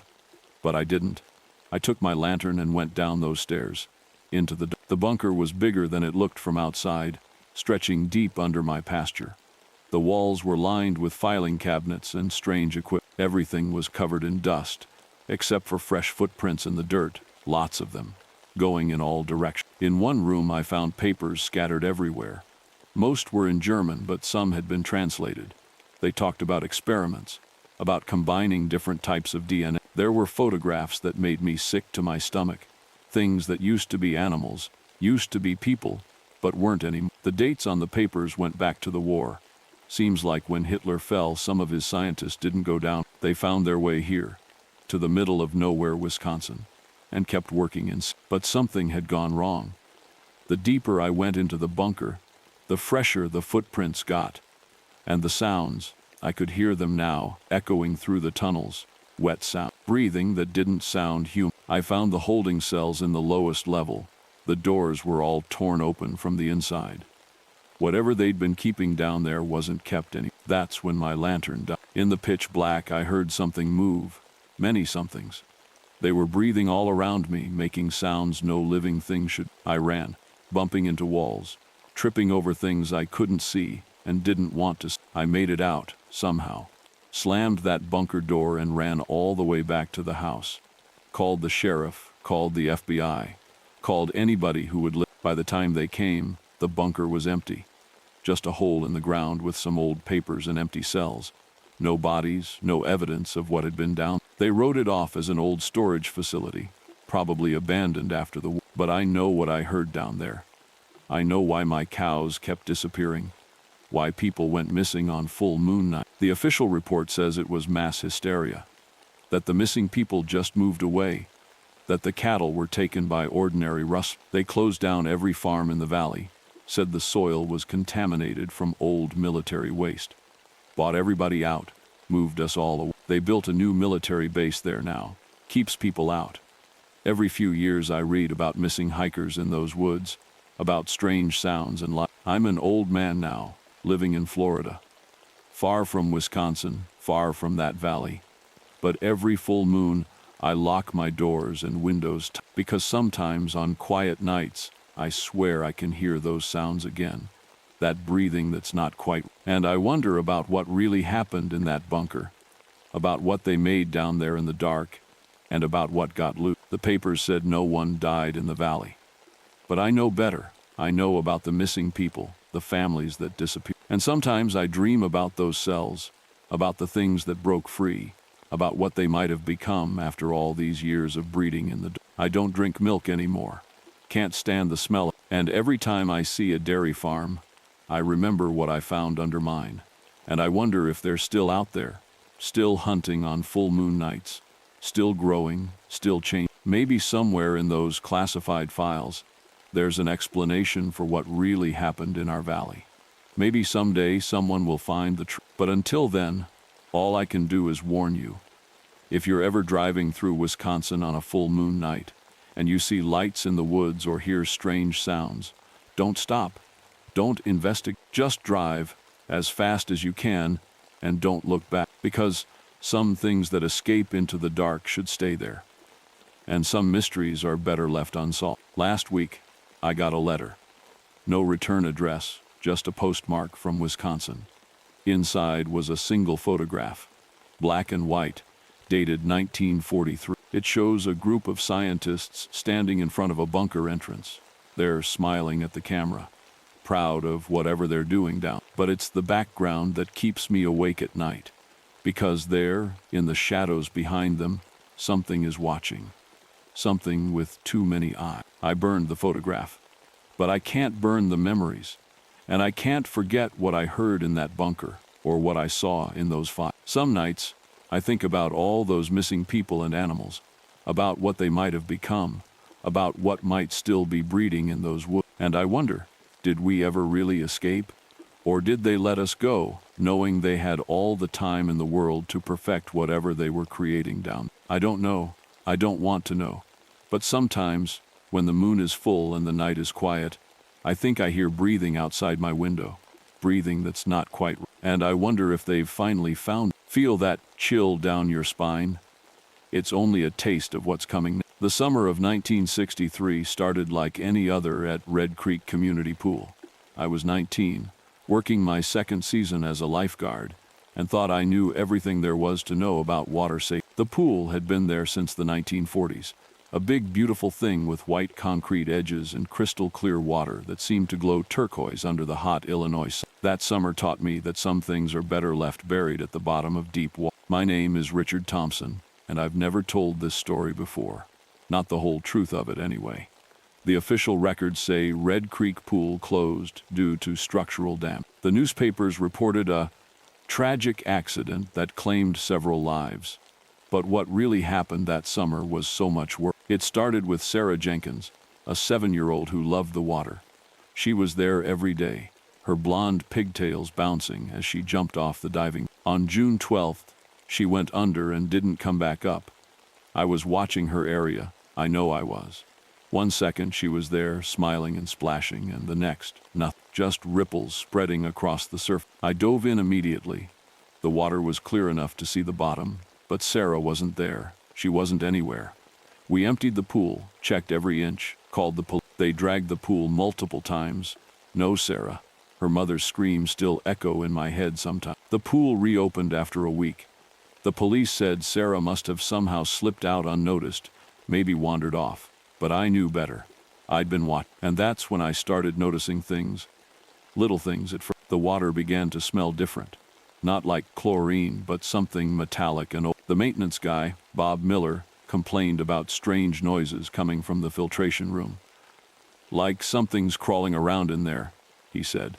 I laughed it off. Then came the shadows. You'd see them from the lifeguard chair, dark shapes moving under the water when the sun hit it just right.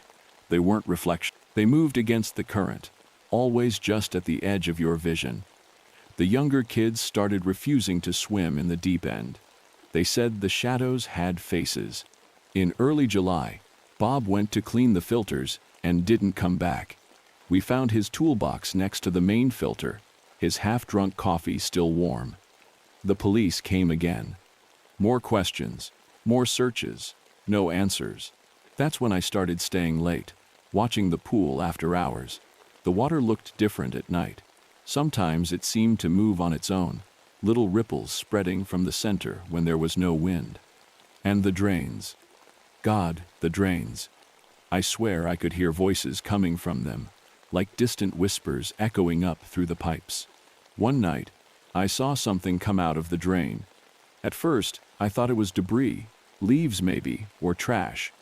But then I recognized fingers, human fingers, bloated and pale, reaching up through the grate before being sucked back down. I reported it to my supervisor, Mr. Davidson, but he just shook his head and muttered something about overactive imagination.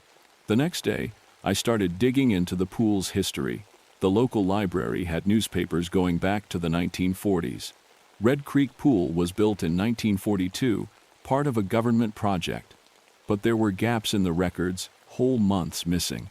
And then I found it, a small article from 1944 about a classified military research facility that had been there before the pool. The details were vague, but there was something about aquatic experiments and biological enhancement. More kids started disappearing, not all at once, but one every few weeks. They'd go under and just vanish.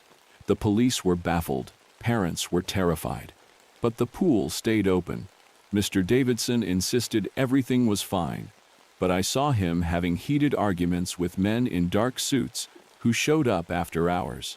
The filtration system started making new sounds, not just mechanical noises, but something that sounded almost like singing, a low, humming melody that made your teeth ache and your head spin.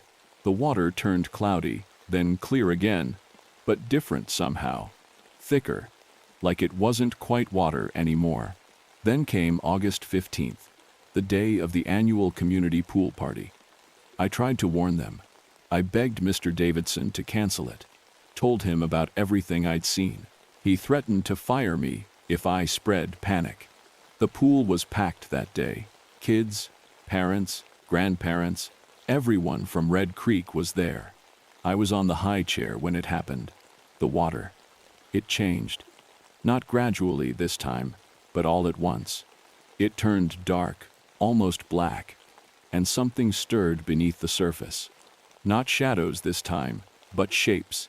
Solid things that moved and twisted and reached.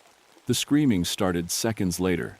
People trying to get out, but the water, it grabbed them, pulled them under.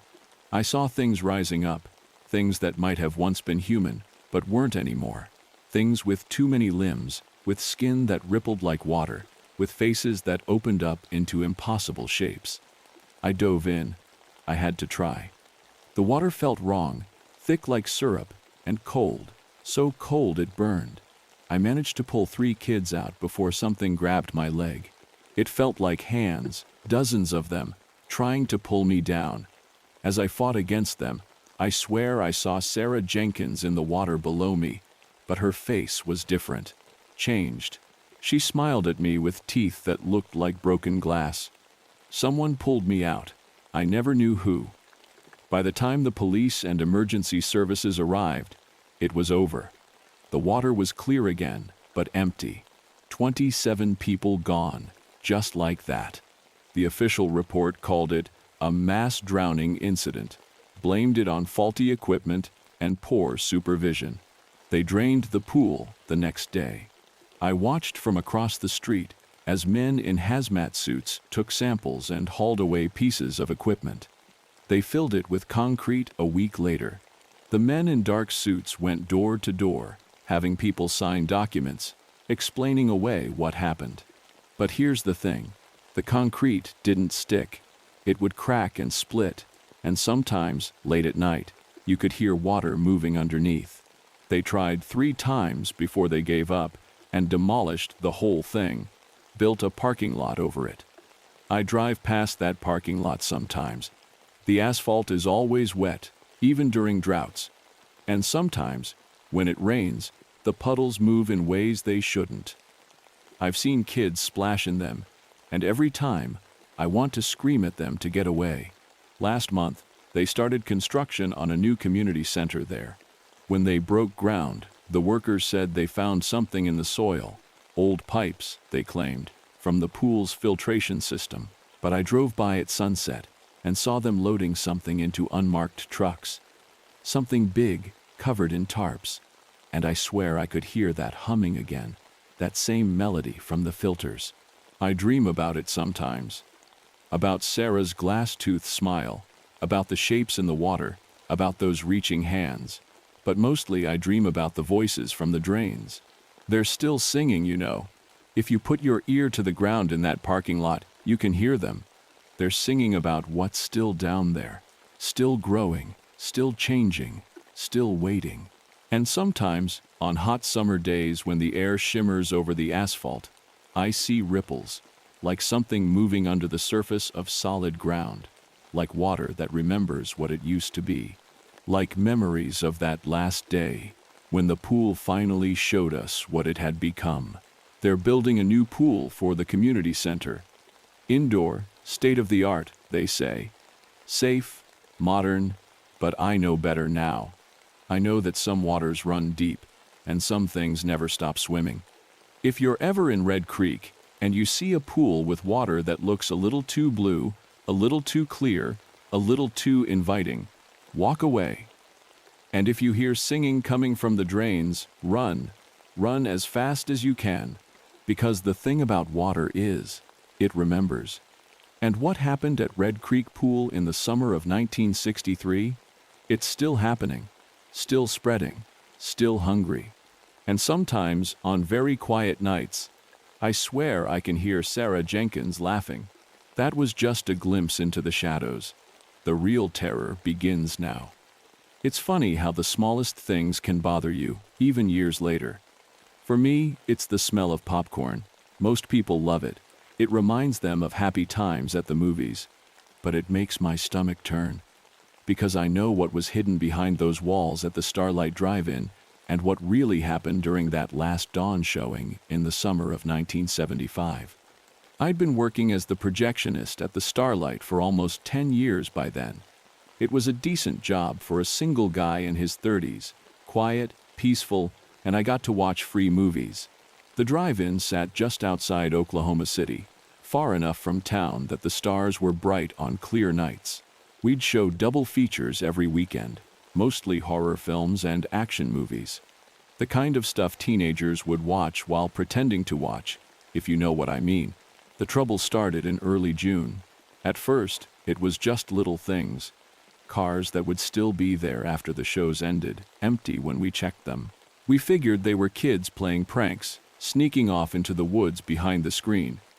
But then people started asking questions about missing couples. The police came by a few times, but they couldn't find anything wrong. I started noticing other stuff too. Strange symbols scratched into the back of the giant movie screen. They looked old, like they'd been there for years, but I swear they'd just appear overnight. Circles and squares arranged in patterns that hurt my eyes if I looked at them too long. Sometimes I thought I could hear whispering coming from behind the screen, even when there was nobody there. The owner, Mr. Peterson, didn't seem worried. "Drive-ins are dying anyway, George," he'd say. "Let's just keep things quiet and running smooth." But I noticed he stopped coming by at night. Then came the smell. It started in the concession stand, just a faint, sweet odor that we blamed on a dead mouse in the walls. But it got worse, day by day. Customers started complaining. We called pest control, but they couldn't find anything. The weird thing was, the smell seemed strongest during the scary parts of movies, when everyone was focused on the screen. One night, while changing reels during our weekly horror double feature, I saw something that still gives me nightmares. The movie was playing, some cheap vampire film, and I glanced out the projection booth window. The whole audience was sitting perfectly still in their cars, not moving, not kissing, not eating, just staring at the screen. Their faces looked wrong in the flickering light, like masks made of wax. Between the films, I went to check the concession stand. The smell was overwhelming now. As I got closer, I could hear a low humming sound coming from inside the walls. And then I saw them, thin, dark lines seeping through the wallpaper. They looked like cracks, but they were moving, pulsing like veins. I ran outside and threw up behind the building. When I looked up at the movie screen, the symbols seemed to be glowing faintly in the darkness. The next film was about to start, and cars were already pulling in for the late show. I wanted to stop it, to warn them, but my voice wouldn't work. My body moved on its own, taking me back to the projection booth. I had to keep showing the movies, had to keep the films running. The symbols behind the screen pulsed in time with the scenes and the audience. God, their faces. Their eyes were black and empty, reflecting the screen like mirrors. The police reports say they found 47 bodies when they finally tore down the concession stand. All those missing couples, sealed up inside the walls like some kind of sick time capsule.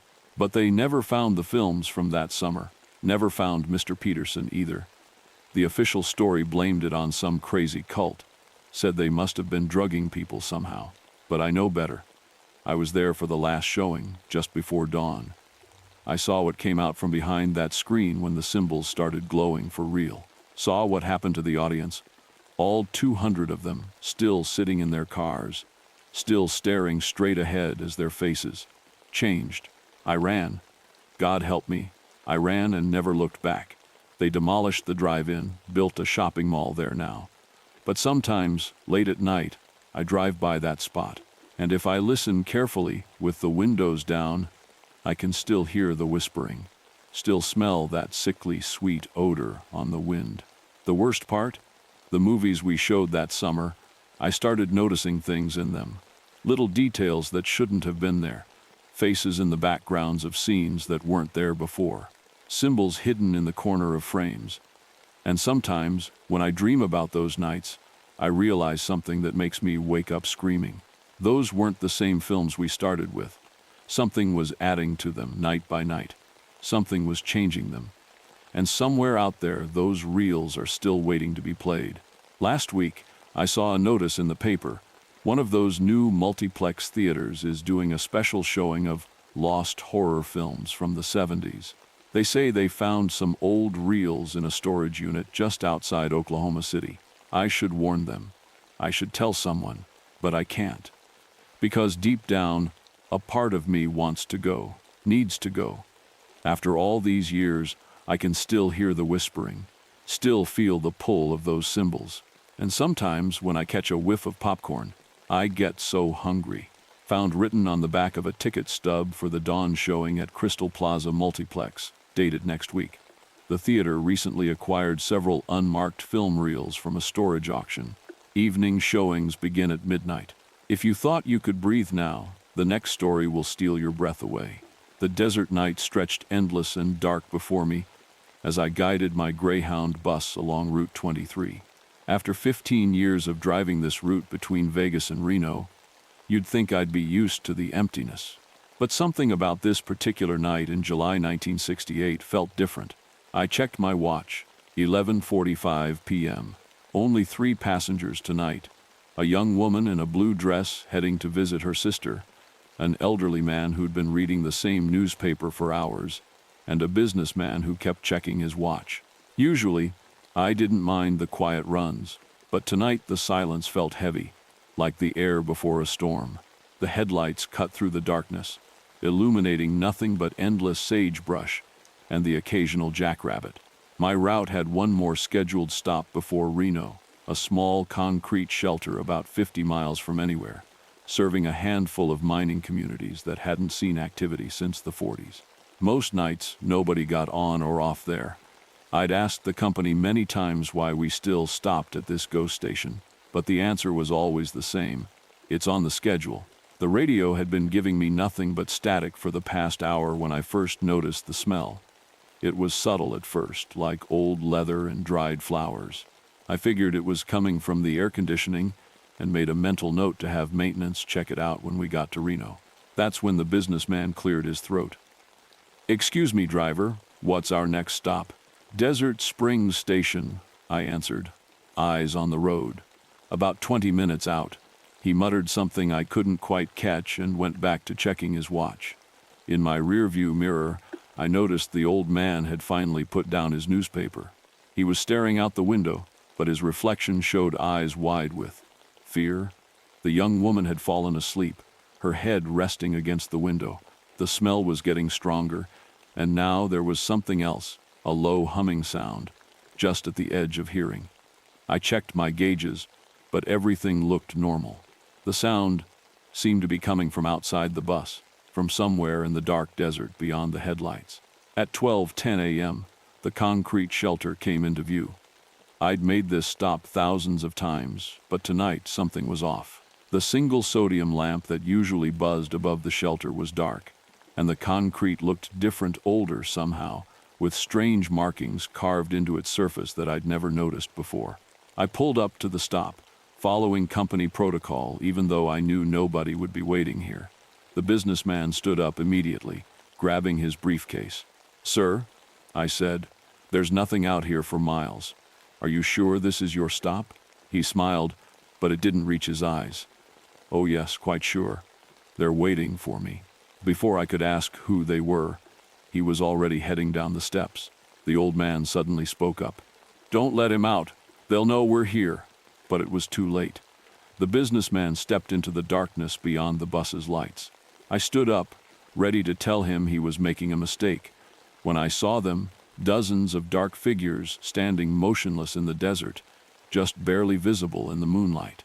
They were unnaturally tall and thin, wearing what looked like ancient, weathered clothing.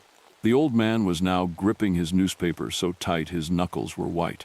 "Drive," he whispered. "Drive now." The young woman was still sleeping, but her face had contorted into an expression of fear. The humming grew louder, and the smell, now I recognized it. It was the smell of sun-baked earth and very old bones. I reached for the door control, but it wouldn't respond. The businessman was still visible, walking toward the figures with measured steps. As he reached them, they seemed to part, revealing what looked like a dark opening in the ground. The smell of ancient death rolled into the bus in waves. "Please," the old man whimpered. "Not again. I can't watch it again." The figures began to move toward the bus with a strange, gliding motion. Their faces, what I could see of them, didn't look quite human. The markings on the concrete shelter were beginning to glow with a dull red light. and the humming had become a low chant in a language I'd never heard before. I fought with the controls, but nothing responded. The young woman finally woke up, but instead of screaming, she just smiled.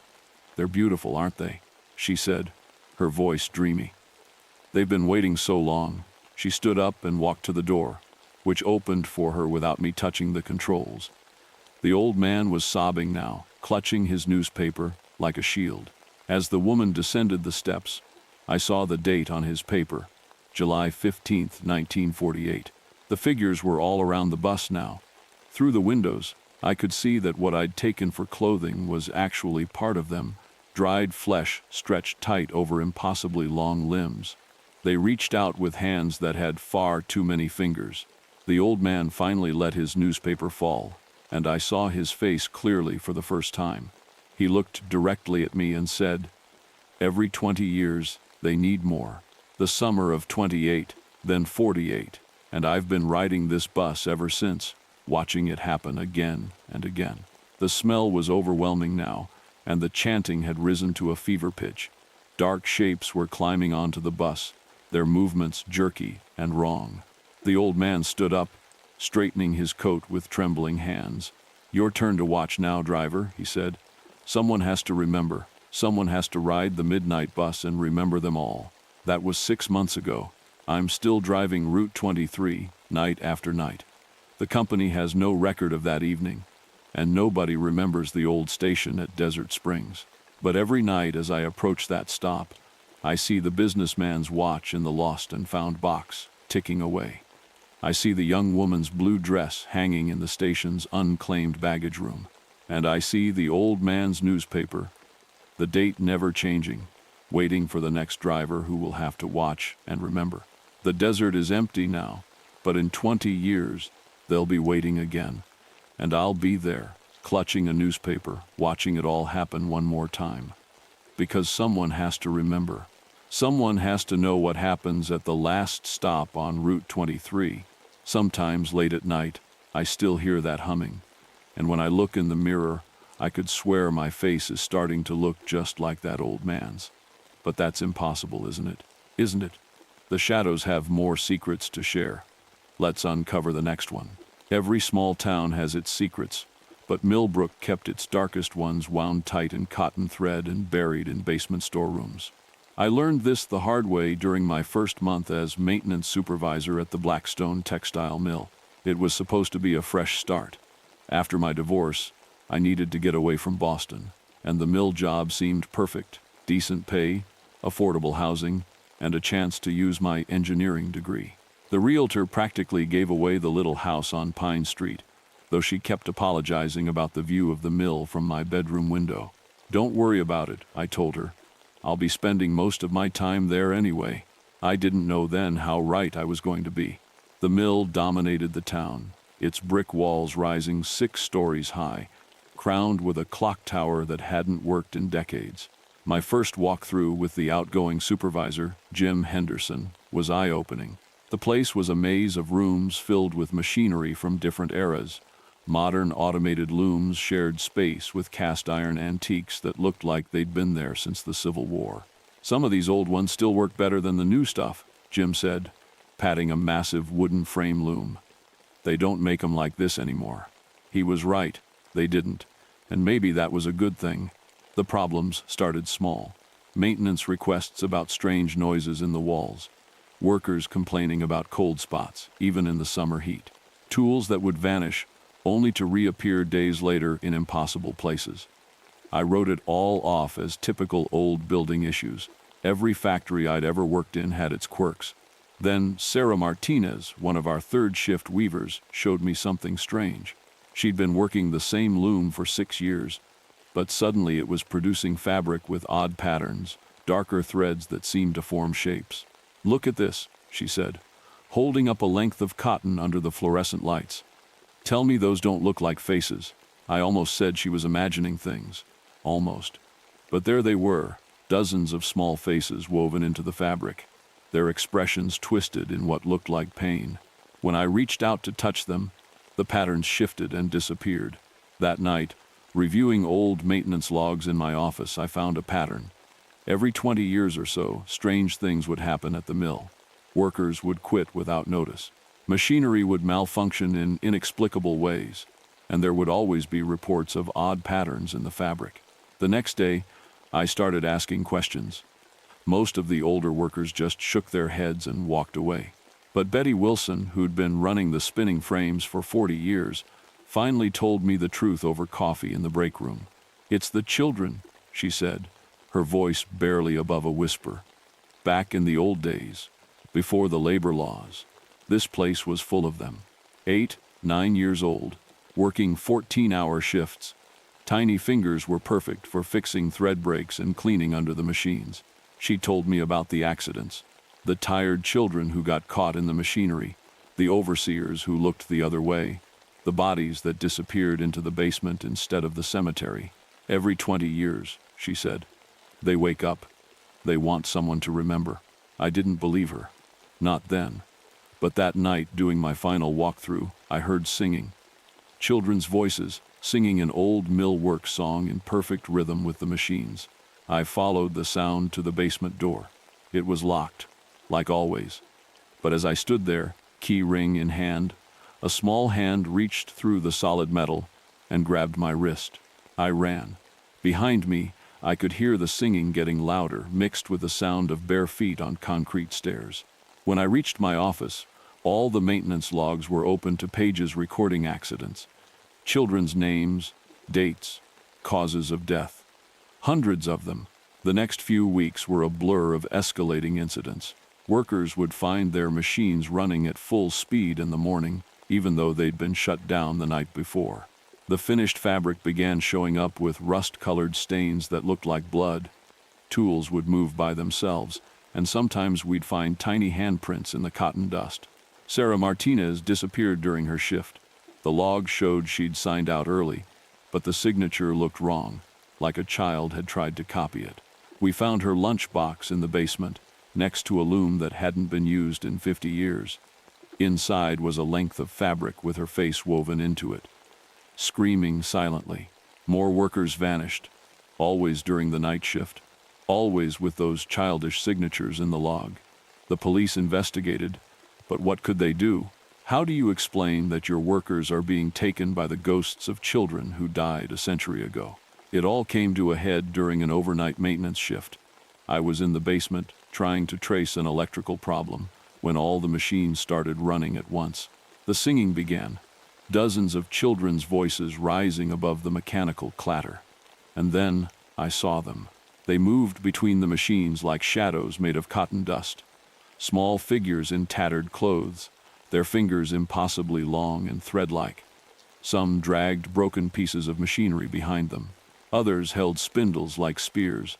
Their eyes were dark and empty, and their mouths moved in perfect sync with the singing. Among them were the missing workers, but changed. Their bodies had been somehow woven into the fabric of the mill itself, threads and yarns piercing their flesh, turning them into living looms. Sarah Martinez was there, her fingers now made of steel heddles, her eyes clicking like bobbins. They reached for me with threads that moved like tentacles. I felt the cotton dust filling my lungs, felt threads trying to sew themselves into my skin. The children's song became a scream, and the machines spun faster and faster. I don't remember how I escaped. I woke up in my car, 3 towns over, covered in cotton fibers and blood that wasn't mine. When I finally got up the courage to drive back, the mill was gone. The official report said it was a fire, started by old wiring.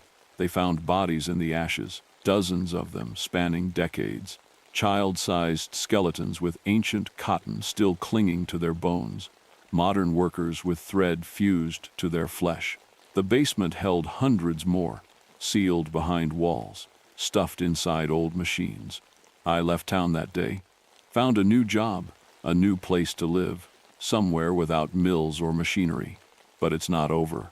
Last week, I received a package.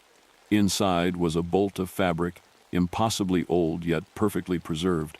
The pattern seems to shift when I'm not looking directly at it, but sometimes I catch glimpses of faces, children's faces, and my own. Every night I hear singing, the sound of bare feet on wooden floors, The rhythm of ancient machinery. They're getting closer. The threads under my skin are starting to itch, and when I look in the mirror, my eyes look like bobbins, clicking in time with a song I can't forget. If you thought that was chilling, the next story will send shivers down your spine. The paperwork to become camp director at Crystal Pines seemed endless. Liability forms, health certificates, activity schedules. Running a summer camp was more complicated than I'd imagined. But after 15 years as a counselor at various camps across Minnesota, I was ready for the challenge. Crystal Pines had been closed for renovations the past few years, and the board wanted someone experienced to get it running again. I arrived 2 weeks before the campers were due, along with my staff of 12 counselors. The camp was beautiful in a wild sort of way, thick pine forests surrounding a crystal-clear lake, with rustic wooden cabins scattered throughout the grounds. The main lodge was newly renovated, but the older buildings had a weathered look that gave the place character. The first sign that something was wrong came during our initial staff meeting. We were going through emergency procedures when Sarah, one of the counselors, raised her hand. "What about the missing campers?" she asked. I hadn't heard about any missing campers. Sarah explained that back in 1947, an entire cabin of kids had disappeared during an overnight hike. The official report blamed it on a storm that caused them to get lost in the woods, but their bodies were never found. I assured everyone that our safety protocols would prevent anything like that from happening again. But that night, alone in my cabin, I pulled up the old newspaper articles about the incident. The details were sparse, but something caught my eye before the disappearance. Several campers had reported seeing strange lights in the woods and hearing what they described as singing that didn't sound human. I dismissed it as campfire stories getting mixed up with real events. We had work to do, checking the grounds, setting up activities, making sure everything was ready for opening day. But during that first week, small things kept happening that were harder to explain away. It started with the food storage. Every morning we'd find the padlock on the kitchen door intact, but supplies would be missing. Not just snacks, entire sides of beef, bags of flour, canned goods, no signs of animals or break-ins, just empty spaces where food should have been. Then came the noises at night. Not the usual forest sounds, we all expected those. This was different, like someone dragging heavy things through the underbrush, accompanied by a wet, smacking sound that reminded me of raw meat being slapped on a cutting board. When we investigated with flashlights, we never found anything, but the ground would be torn up in long strips, as if plowed by massive claws. The counselors started reporting strange encounters. Mike found childlike handprints on his cabin window. On the second floor, Lisa swore she saw someone standing at the edge of the lake one night, tall and thin, its head at an impossible angle. But when she shone her flashlight there, the figure was gone, leaving only deep impressions in the mud that filled with black water. I should have called it off then, should have postponed the opening, done a more thorough investigation. But the board was pressuring me about costs, and I'd convinced myself we were all just jumping at shadows, letting the isolation get to us. The kids arrived on a sunny Sunday morning. 87 excited faces, ready for their summer adventure. The first few days went perfectly, swimming, hiking, crafts, all the usual activities. The strange incidents seemed to have stopped, and I started to relax. Then the dreams began. Every night, more campers would wake up crying about the same nightmare. They described a tall figure standing over their beds, skin stretched too tight over impossible angles, mouth opening wider and wider, until it filled their entire vision. The younger kids drew pictures in art class, dark shapes with too many limbs, surrounding stick figures that had red crayons scribbled where their chests should be. On the fourth night, we lost power despite the backup generator. I gathered the counselors in the main lodge while the kids slept. That's when we heard the singing, not from one direction, but from everywhere at once. It sounded like dozens of voices, some high and childlike, others deep and guttural, all singing in a language none of us recognized. The next morning, 2 counselors were missing. We found their cabin empty, the beds soaked with something that looked like black oil but smelled like copper. On the wall, someone or something had carved a series of symbols that made my eyes hurt to look at them directly. I called the police, but the storm that rolled in knocked out the phones and blocked the roads with fallen trees. We were trapped. Things escalated quickly after that. More counselors disappeared. The remaining ones reported seeing figures darting between the trees, pale shapes that moved too fast, too fluidly to be human. The lake water turned black, and something large seemed to be moving beneath its surface. Then we found the cave. It was hidden behind a stand of ancient pines that had fallen during the storm. The entrance was lined with more of those eye-hurting symbols, and the ground around it was littered with bones, some obviously animal, others less obviously so. Inside, we discovered what really happened to those missing campers from 1947. They were there, perfectly preserved in some kind of resin-like substance that coated the cave walls. Their faces were frozen in expressions I still see in my nightmares. But it was their chests that told the real story. Each one had been opened with surgical precision, and where their hearts should have been, there were only dark, empty spaces. The walls were covered with pictographs that seemed to predate the camp by centuries. They told a story about hunger, about a presence in the woods that had always been there, something that needed to feed not just on flesh, but on youth itself. The indigenous people had known about it. They'd performed rituals to keep it sleeping. But when the camp was built, the rituals stopped. That final night is still a blur in my memory. The screaming started just after sunset, not from one cabin, but from all of them at once. By the time we reached the kids, it was already too late. The doors and windows had been sealed somehow, melted and fused shut, and inside. I don't want to describe what we found inside. The police reports did that in enough detail. They called it a mass murder, blamed it on some kind of cult. They had to explain it somehow, had to make it fit into their understanding of the world. But they never found most of the bodies, never explained the black substance that had replaced the lake water, never decoded the symbols that still make my eyes water when I try to remember them. The official death toll was 93. 87 campers, 5 counselors, and 1 junior staff member. But that number isn't accurate. It doesn't include the ones that were taken into the cave, the ones that are probably still there, preserved in that amber-like substance, their chests opened to the cold air. I've spent years researching since then, found similar stories from other camps, other woods, always the same patterns, the singing, the dreams, the symbols that hurt to look at, always ending in disappearances or deaths that can't quite be explained. Crystal Pines never reopened. The board had it raised, planted the area with new trees. But sometimes, hikers in that part of the forest report hearing singing. They describe it as beautiful, compelling, drawing them deeper into the woods. Most of them turn back, most of them. But every few years, someone disappears in those woods. The authorities blame bears or exposure, or people getting lost. They don't know about the cave system that runs beneath the entire area. Don't know that if you go deep enough, you can still find traces of the summer camp, pieces of cabins, old equipment, all preserved in that strange resin. And if you go deeper still, they say you can hear singing. The voices of children mixed with something older, something hungry. They say the singing gets louder as you get closer, until it fills your head completely, drowning out everything else. Until you forget why you came, forget who you are. Forget everything except the need to join the choir. I don't go into the woods anymore. Can't even drive past that part of the state. But sometimes, on quiet nights, I swear I can still hear it.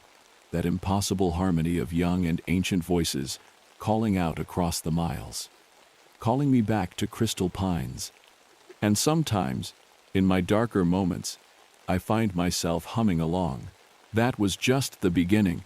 The real horrors await in the next tale. My name is Frank Morris, and I was a health inspector for the city of Chicago in 1959. What I discovered during my inspection of the Riverside meatpacking plant still haunts me to this day. Some nights, I can still hear the grinding of those massive machines and smell that sickly sweet odor that wasn't quite pork. It started as a routine inspection. We'd received complaints about strange meat odors coming from the plant late at night, well after operations should have ceased. Nothing too unusual. These old facilities often had issues with waste disposal, but something about this case felt different from the start. The plant manager, Mr. Peterson, was unusually welcoming when I arrived. Most managers dreaded inspections, but he seemed almost eager to show me around. He was a tall, thin man with hands that looked too clean for someone working in a meatpacking plant. "We run a tight ship here, Inspector Morris," he said, leading me through the processing floor. Been in operation since 1892, never had a serious violation. His smile didn't reach his eyes. The main floor seemed normal enough at first glance. Workers in white coats moved efficiently between stations, processing pork and beef for distribution across the Midwest. But as I made my notes, I started noticing odd details. The drain grates had peculiar symbols carved into them. The workers never spoke to each other, and they all had the same vacant expression. In the cold storage room, I found the first real red flag. Behind a row of hanging beef carcasses, there was a door that wasn't on any of the building plans. When I asked Peterson about it, he claimed it was an old maintenance closet, sealed up years ago. But I could feel cold air seeping out from under it. That night, I couldn't shake the feeling that I was missing something important. I went back through old inspection reports and found something disturbing. Over the past 60 years, 27 health inspectors had been assigned to Riverside. 26 had either quit abruptly or disappeared entirely. I started digging deeper. City records showed that the plant's meat production numbers didn't match their livestock purchases. They were somehow producing more meat than they had animals. And then there were the missing persons reports. Dozens of homeless people and drifters had last been seen near the plant. The workers' time cards revealed another pattern. The night shift had twice as many people logged as the day shift, but payroll only showed payments for half that number. When I questioned the union representative, he just smiled and said, "Some folks prefer to work off the books." A week into my investigation, one of the workers approached me in the parking lot. His hands were shaking as he passed me a small notebook. "Don't let them see you with this," he whispered, then hurried away. Inside were hand-drawn maps of tunnels beneath the plant, and lists of names, hundreds of names, each with a date and weight next to them. That's when the phone calls started. Just breathing at first, then whispers. "Stay away from Riverside, Inspector. Some questions shouldn't be answered." I'd hang up, only to find my phone ringing again immediately, even after I unplugged it. I assembled a team of 5 inspectors for a surprise night inspection. We arrived at 2 a.m., armed with warrants and bolt cutters. The plant was supposed to be closed, but there were dozens of cars in the parking lot. The main floor was dark, but we could hear the machinery running below us. Following the sound, we discovered a stairwell hidden behind the cold storage room. It led down to a massive underground chamber that wasn't on any blueprint. The smell hit us first, copper and spoiled meat and something else, something wrong. Industrial grinders larger than train cars filled the space, their mechanisms gleaming wet in the dim light. Workers in red robes moved between them, pushing carts filled with what I first thought was raw pork. Then I saw the shoes, still attached to the legs, disappearing into the grinders. Peterson's voice echoed through hidden speakers. "Inspector Morris, you should have stayed upstairs. The union doesn't appreciate outsiders." That's when the robed figures turned toward us, cleavers glinting in their hands. What happened next? I still can't fully remember. There was screaming and running and so much red. I remember the wet sound of meat hitting concrete, and Peterson chanting something in a language that hurt my ears. 3 of my team never made it out of those tunnels. The official investigation found nothing, of course. The underground chamber had vanished, sealed behind fresh concrete. Peterson and the night shift workers were gone, leaving only spotless machinery and incomplete paperwork. The missing inspectors were listed as having resigned, their signatures perfect on forms I never saw them sign. Riverside Meatpacking still operates today. Sometimes I drive past it late at night and see cars in the parking lot, even though the plant is officially closed. The machines still run underground. I can feel their vibration through the sidewalk. And sometimes, when the wind is right, I catch that same sickly sweet smell. Last week, I got a package in the mail. Inside was a familiar notebook, its pages now filled with new names and weights, and a business card from Peterson printed on paper that feels like dried skin, inviting me to a special union meeting. I'm writing this down because I know they're coming for me soon.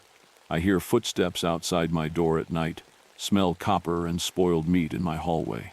If you're reading this, stay away from Riverside. Don't ask questions about missing persons in Chicago. And if you ever buy sausage that tastes strange, that tastes wrong, throw it away. Some mysteries should stay buried. Some unions should stay secret. But if you hear grinding in the night, if you smell that sweet rot on the wind, run. Run before they add your name to their lists, before your weight becomes just another number in a blood-stained notebook. Because in Chicago's old meatpacking district, there are worse things than dead meat. And the union is always looking for new members. Hold your breath, things are about to get even scarier. Looking back, I should have noticed the signs sooner. But when you've been a priest for 25 years like I have, you learn to accept the little oddities of parish life. The creaking of old wood in empty corridors, the way sounds echoed differently in the confessional after dark, the occasional missing item from the sacristy. But what happened at St. Michael's went far beyond ordinary parish quirks. It started last September, right after I transferred here from Baltimore. St. Michael's was a beautiful old church, all red brick and stained glass, tucked away in a quiet Maryland suburb, the kind of place where everyone knows everyone else, where 3 generations of the same family might attend Sunday Mass together.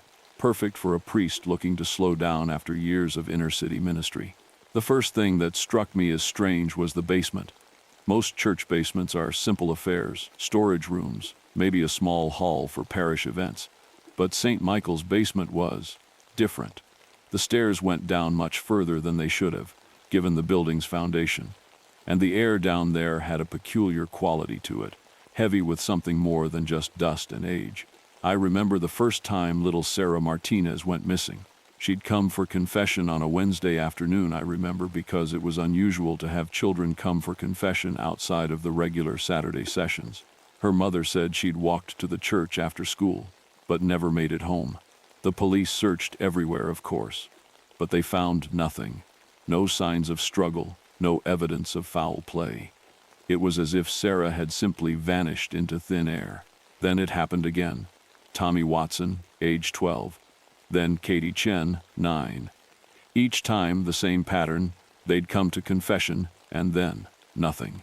I started keeping a closer watch on the confessional, installed a small security camera in the corridor outside, despite the diocese's concerns about privacy. But the footage showed nothing unusual. Children walking in, children walking out, except they never made it home. The basement kept calling to me.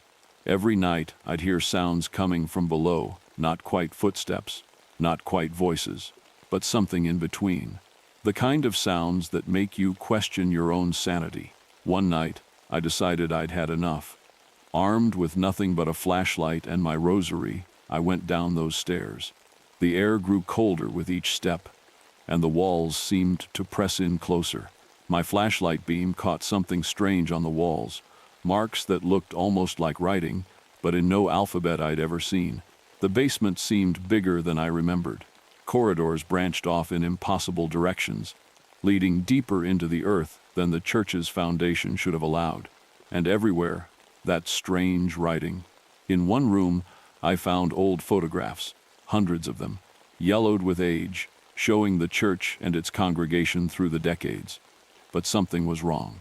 In every photo, The same faces appeared in the background, unchanged, unaged, watching.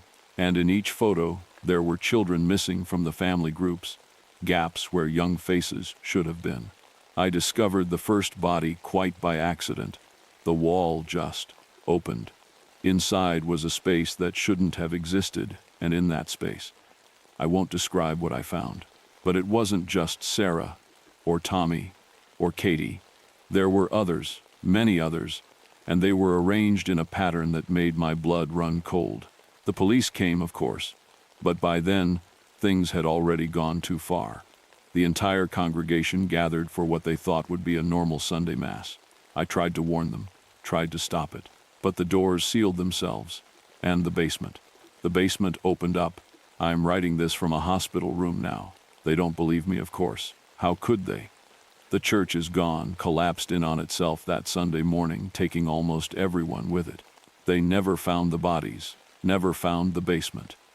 Just a sinkhole where St. Michael's used to be, impossibly deep and impossibly empty. But I know what I saw in those final moments. The walls shifting like living things, the floor splitting open to reveal depths that shouldn't exist, and those marks on the wall, glowing with their own inner light, finally revealing their true meaning. Sometimes at night, I hear confessions, not from patients or visitors, but from somewhere else, somewhere below. And in those whispered words, I hear the truth about St. Michael's, about what lived beneath its foundations for all those centuries, hungry for innocence and faith.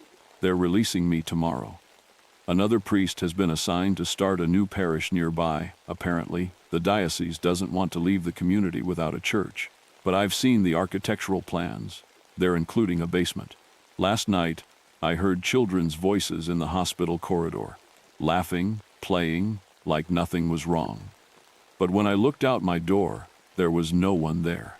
Just a familiar chill in the air, and on the wall, the faintest trace of those strange, glowing marks. I should warn them, should tell them what's coming. But who would believe me? After all, I'm just a priest who lost his parish in a tragic accident. Just a man who survived when so many others didn't. But I know the truth, and so do the children. I hear them every night now, whispering their confessions in the dark. And somewhere, in a basement that shouldn't exist, something is still waiting, still hungry, still patient. Because churches may fall, but faith endures, and some faiths are darker than others.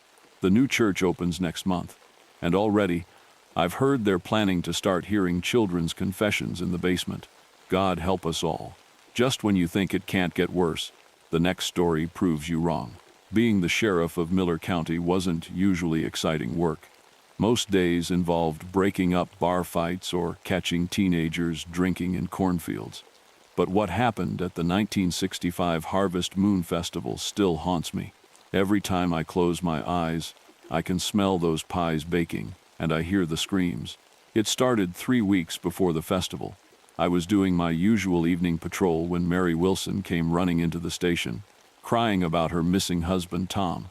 He'd gone to help set up the festival grounds after sunset, and never came home.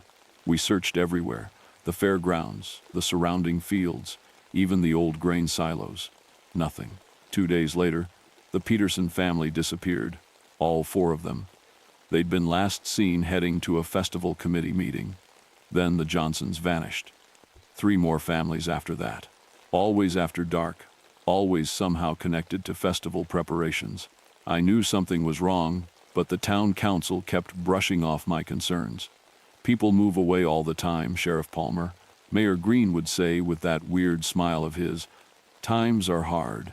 Folks are looking for better opportunities elsewhere. But I'd been to their houses. Nothing was packed. Cars were still in driveways. Dinner tables were set with food gone cold. These weren't people who'd planned to leave. The festival itself was our biggest annual event. Folks came from 3 counties over for the rides, games, and especially the baking contest. Martha Green, the mayor's wife, had won the pie competition 5 years running. This year she was especially proud of her new recipe. Secret family ingredient, she told everyone with a wink. Her smile never quite reached her eyes. The first night of the festival, I noticed something odd. The usual carnival sounds, laughter, music, ride motors, seemed to mask another sound coming from beneath the fairgrounds. A low, rhythmic thumping, like a giant heartbeat. And under that, something that might have been screaming. I tried following the sound, but festival committee members kept intercepting me. "Sheriff Palmer, you must try the pie. Sheriff, we need your help with the Ferris wheel." They were too friendly, too insistent. Their smiles were too wide. Late that night, after most folks had gone home, I snuck back to the fairgrounds. The thumping was louder now. It led me to the old storm cellar behind the pie contest tent. The padlock was new, but I had my bolt cutters. The smell hit me first, copper and rot and something worse. The cellar stairs went down farther than they should have, into a massive chamber that couldn't possibly exist under our little fairground. The walls were lined with hooks. Drain channels ran along the floor, still wet with something dark. In the center of the chamber stood an ancient stone altar, covered in carvings I didn't want to understand. Surrounding it were all the missing families, but wrong. Their skin was pale as milk, eyes blank, moving in perfect unison as they worked at long tables, preparing. I ran. God help me, I ran. But when I came back with state police, the cellar was just a cellar, 6 feet deep, empty except for old canning jars. They looked at me like I was crazy. The festival ended 3 days later. 47 people disappeared during the final night's celebration. The official report calls it a mass exodus due to economic hardship. The town council all resigned and moved away shortly after. No one who's still here seems to remember the missing people, or the strange sounds, or Martha's prize-winning pies. I tried to move away myself, but something keeps pulling me back. Every autumn, I catch myself craving pie. And sometimes, late at night, I hear that thumping beneath the earth. The festival starts again next week. There's a new town council, but their smiles look just like the old ones. They've been going door to door, personally inviting everyone to attend the pie contest. Mayor Wilson, no relation to the missing Wilsons, they insist, says they're reviving some old traditions this year. I should leave. I should burn the fairgrounds to the ground. But part of me needs to know the truth. What were they preparing down there? What was really in those pies? Where did all those people go? And why, every harvest moon, do I dream of an ancient stone altar and hear voices chanting in a language that makes my teeth ache? This year's festival committee keeps dropping by my office. "You must come to the pie contest, Sheriff Palmer," they say, smiling those too wide smiles. "Martha's old recipe has been found. It wouldn't be right without you there. Maybe I will go. Maybe I'll finally learn what happened to all those missing people. Or maybe I'll become another disappearance that no one quite remembers." If you're ever driving through Miller County during harvest season, and you see the festival lights glowing against the autumn sky, keep driving. Don't stop, no matter how good the pies smell or how friendly the smiles are. Some harvests aren't meant to be celebrated, and if you hear thumping beneath your feet, run. I have to go now. The festival committee is at my door again. I can smell fresh baked pie. You might want to leave the lights on for this next one. The job offer came 3 days after Uncle Thomas's funeral. I was standing in the drizzling rain outside the hardware store in Portland, where I'd wasted the last 5 years of my life when my phone rang. The Coast Guard was looking for a new keeper for Lighthouse Point. Uncle Thomas had left my name as his recommended replacement. I almost said no. The thought of living alone in that towering structure, isolated on Maine's rocky coastline, sent a shiver down my spine that had nothing to do with the February cold. But then I remembered my bank account, my dead-end job, and the unfinished novel gathering dust on my laptop. Maybe some solitude was exactly what I needed. If only I'd known. The transition happened quickly. Within a week, I'd packed my meager belongings into my old Subaru and made the winding drive up the coast. The lighthouse stood exactly as I remembered from childhood visits, a stark white tower rising from black rocks, its beacon dark against the gray sky. The Coast Guard officer who handed over the keys was apologetic about the rushed training. Usually we'd give you a few weeks to shadow the previous keeper, but he shrugged. "The basics aren't complicated. Keep the light burning, maintain the logs, radio in twice daily, manuals in the office. You've got internet, but it's spotty when the weather's bad. What happened to my uncle? I asked. The official report said heart attack, but something in the officer's expression made me doubt. He hesitated. Found him in the beacon room. Doctor said it was natural causes. He glanced at the lighthouse, then quickly away. Word of advice? Stick to the upper levels after dark. The rocks can be treacherous at night. The first month passed uneventfully. I settled into the routine, learned the ancient machinery that kept the beacon turning, got used to the constant background noise of waves crashing against rocks. The solitude was both blessing and curse. My novel progressed more in those first weeks than it had in the previous year. But as winter gave way to spring, things began to change. It started with the dreams. Every night, I'd wake to singing, a deep, resonant chanting that seemed to come from the water itself. The language was like nothing I'd ever heard, all harsh consonants and guttural vowels that seemed to bypass my ears and vibrate directly in my skull. During the day, I caught glimpses of movement in the water. Not the usual seals or whales. These shapes were wrong, too large and too graceful, moving with deliberate purpose through the deep water around the lighthouse. I started keeping a log, separate from my official records. The shapes appeared most often at dusk and dawn, and always more frequently as the full moon approached. The locals weren't surprised when I asked about strange occurrences around the lighthouse. They were expecting my questions. The old-timers at the village bar would clam up immediately, but the younger generation was more willing to talk. Every keeper sees them eventually, the girl who ran the general store told me. She was maybe 20, with eyes too old for her face. Your uncle lasted longer than most. 30 years, right? Most don't make it past 5. Don't make it? They leave, or disappear, or go crazy. She started stacking cans with mechanical precision. You should check his records. Keepers always keep separate logs. The real ones, not the official reports. I found my uncle's journals that night, hidden beneath a loose floorboard in his old bedroom. Decades of observations, theories, and increasingly disturbing sketches. The earliest entries showed his skepticism giving way to horrified acceptance as he documented what really lived in the waters around Lighthouse Point. The indigenous people, he wrote, had known about them for generations. They were here long before humans, dwelling in the deep trenches offshore. The lighthouse wasn't built to save ships, it was built to feed them. Every wreck was an offering, every drowning, a sacrifice. When the Coast Guard modernized the lighthouse in the 1950s, installing electric lights and radio equipment, the wrecks increased. The things in the deep were angry. The old agreements had been broken. That's when my uncle struck his deal. The entries became increasingly erratic after that. Details of monthly offerings, first animals, then larger prey. Coordinates of deep spots where bodies wouldn't be found. Sketches of things that made my hands shake just looking at them. I slammed the journal shut, but I couldn't unknow what I'd read. That night, the singing was louder than ever. The full moon rose 3 days later. I was in the beacon room, completing my evening checks, when the power died. The sudden darkness was absolute, broken only by moonlight streaming through the windows. And in that silvery light, I saw them.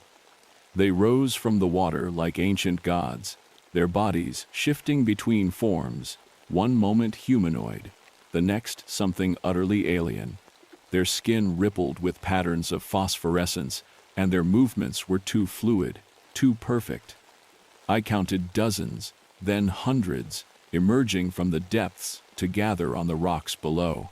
The singing started, not just in my dreams now, but physically present, rattling the lighthouse windows. They began climbing the sheer rock face, moving with impossible grace. I ran for the radio room, but there was nothing but static and that terrible singing. I barricaded myself in the beacon room, but I could hear them inside the lighthouse now. Their wet footsteps echoed up the spiral staircase, accompanied by sounds no human throat could make. The door shuddered under impacts that grew steadily stronger. The singing wormed its way into my mind, resolving into words I somehow understood. They wanted to renew the pact. The same agreement they'd had with my uncle, with all the keepers before him. Keep the lights dark when they hunted. Help guide ships to their doom. Provide the sacrifices they demanded. The door began to splinter. Through gaps in the barricade, I caught glimpses of impossibly long fingers, flesh that shifted like oil on water, eyes that held the emptiness of the deep ocean. I understand now what I have to do. The same choice every keeper faces. Maintain the old agreements. Keep the balance, or the door won't hold much longer. I can see them more clearly now, through the widening cracks. They're beautiful, in a terrible way. Like looking into the heart of a storm, or the moment before drowning. I've wedged this account into the wall behind the beacon housing. If you're reading this, you're probably the next keeper. You have a choice to make, the same choice I'm making now. The door is breaking. The singing fills my head. The water is so far below, but they'll catch me before I hit it. They always do. I hope someone finds this. I hope they understand. I hope. The journal ends here. The new keeper's body was never found. Officially, it was ruled a suicide, though no one could explain the deep claw marks on the beacon room door, or the strange iridescent residue that coated the stairs. The lighthouse remains operational, though few are willing to take the position of keeper. On full moon nights, sailors report strange lights in the beacon room, and an otherworldly singing that carries across the waves. The locals know better than to investigate. Some pacts, they say, are best left undisturbed. If you're brave enough to keep going, the next story will test your limits.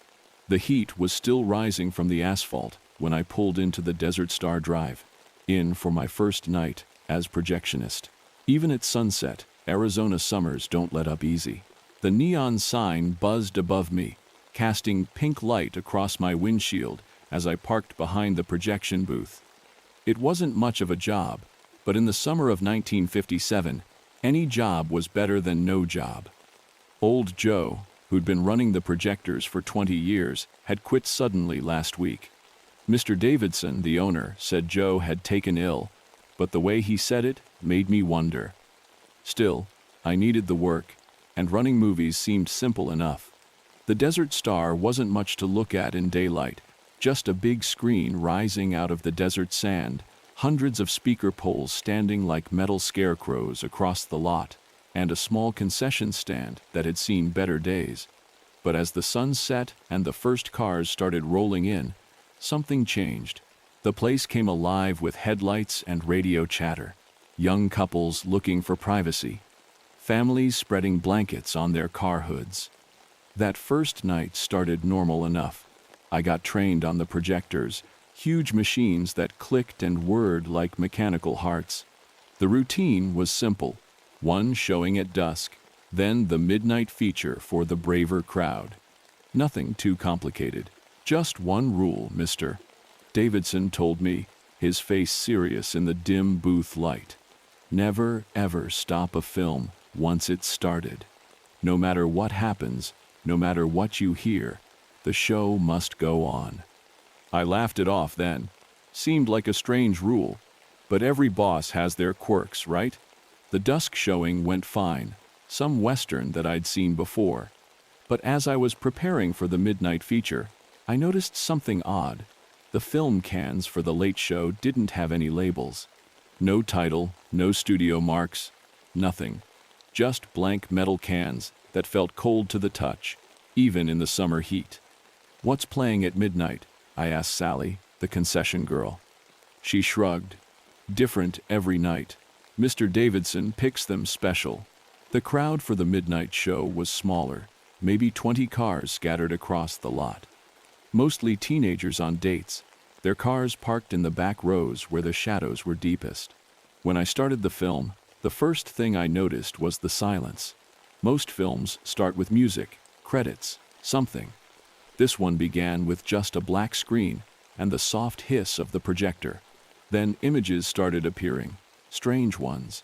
Desert landscapes that didn't look quite right, like they were filmed somewhere the sun never quite set. People walking in and out of frame, but their movements were wrong somehow, too fluid or too jerky. About halfway through the film, I heard screaming from the lot. I looked out the projection window, but in the dark, I could only see the shapes of cars, their windows fogged up. The scream came again, but none of the other viewers seemed to notice. They all sat perfectly still in their cars, faces turned up to the screen. I wanted to stop the film, to check what was happening. But I remembered Mr. Davidson's rule. The show must go on.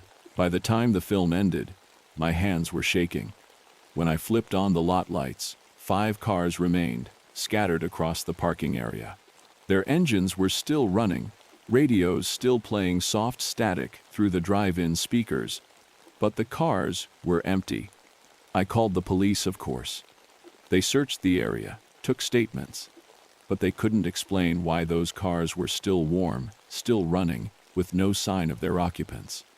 No footprints in the sand, no signs of struggle. Just empty cars under the desert stars. That was my first night. I should have quit then, should have walked away. But something about those blank film cans kept pulling me back. Every midnight showing was different, but they all had that same strange quality, those not quite right images, that deep silence between scenes. And every few weeks, people would disappear. Always during the midnight showing, always without a trace. 3 couples over that summer, then one of our ushers who got curious and sneaked into a car to watch. 7 people in total, just gone. I started keeping notes, trying to find patterns. The disappearances always happened during certain scenes, when the images on screen showed doorways, or long empty roads, or deep holes in the desert sand. And if you looked closely at the film itself, in the frames between scenes, there were symbols I'd never seen before. Ancient-looking things that made my eyes hurt if I stared too long. One night, I thought I saw something move in the beam of the projector, like a shadow, but solid somehow. It lasted just a second, but in that moment, I swear I saw faces in that shadow, the faces of the missing people, their mouths open in silent screams. I tried to warn people, tried to tell them not to come to the midnight shows. But Mr. Davidson always seemed to know what I was doing. He'd appear out of nowhere, his smile too wide, his eyes reflecting the light like a cat's. "The show must go on, Richard," he'd say. Always. The last night I worked there, I couldn't take it anymore. When I saw another shadow forming in the projector beam, I did the one thing I'd been told never to do. I stopped the film. The scream that came from the screen wasn't human. The shadow in the projector beam solidified, reached for me with hands made of darkness and stolen faces. I ran from the booth and never looked back. The Desert Star burned down a week later. The official report blamed faulty wiring. They never found any trace of the film cans or Mr. Davidson. Sometimes on hot summer nights, I drive out to where the drive-in used to be. There's nothing there now but empty desert and rusting speaker poles. But if you park your car just right, when the moon is high and the wind is still, you can see things moving in the darkness. Shadows that shouldn't exist, playing out scenes from films that were never meant to be seen. And sometimes, if you listen carefully, you can hear the soft click of a projector, the hiss of film running through gates, and beneath it all, the whispers of those who came to watch and never left. I don't go to movies anymore. Can't stand to sit in the dark and watch images flicker on a screen. Because now I know that sometimes, when you watch a film, the film watches back. And some things once seen can't be unseen. Last month, I got a letter. No return address, just a postmark from some town I'd never heard of in Nevada. Inside was a flyer advertising the grand opening of a new drive-in theater. The photo showed a familiar neon sign rising out of the desert darkness. I burned the flyer.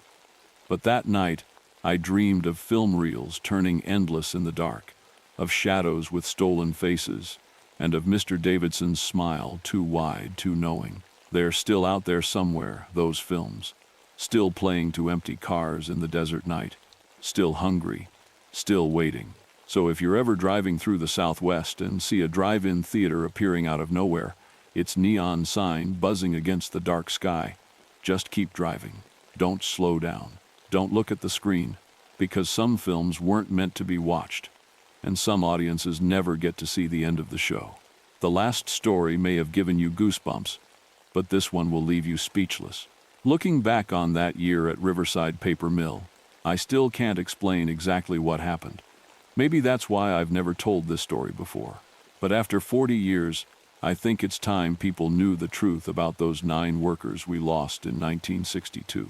My name is Frank Miller, and I was the night shift supervisor at Riverside. The mill had been running since the 1920s, a huge brick building alongside the Merrimack River in Massachusetts. During the day, it was just another factory, noisy, busy, full of life. But at night, when the skeleton crew came in, that's when things started changing. It began with Tommy O'Brien in March. He was a good worker, been there 15 years running the pulping machine. That night was like any other, the usual rumble of machinery, the smell of wood pulp and chemicals, steam rising from the vats. I was in my office doing paperwork when I heard the scream. By the time I got there, Tommy was gone. The pulping machine was running fine, no signs of malfunction. But his hard hat was on the floor, and his coffee cup was still warm on the railing. The police searched for days. They said he must have fallen in, but we never found a body. The strange thing was, the next day's paper production was the highest we'd ever recorded. A week later, the whispers started.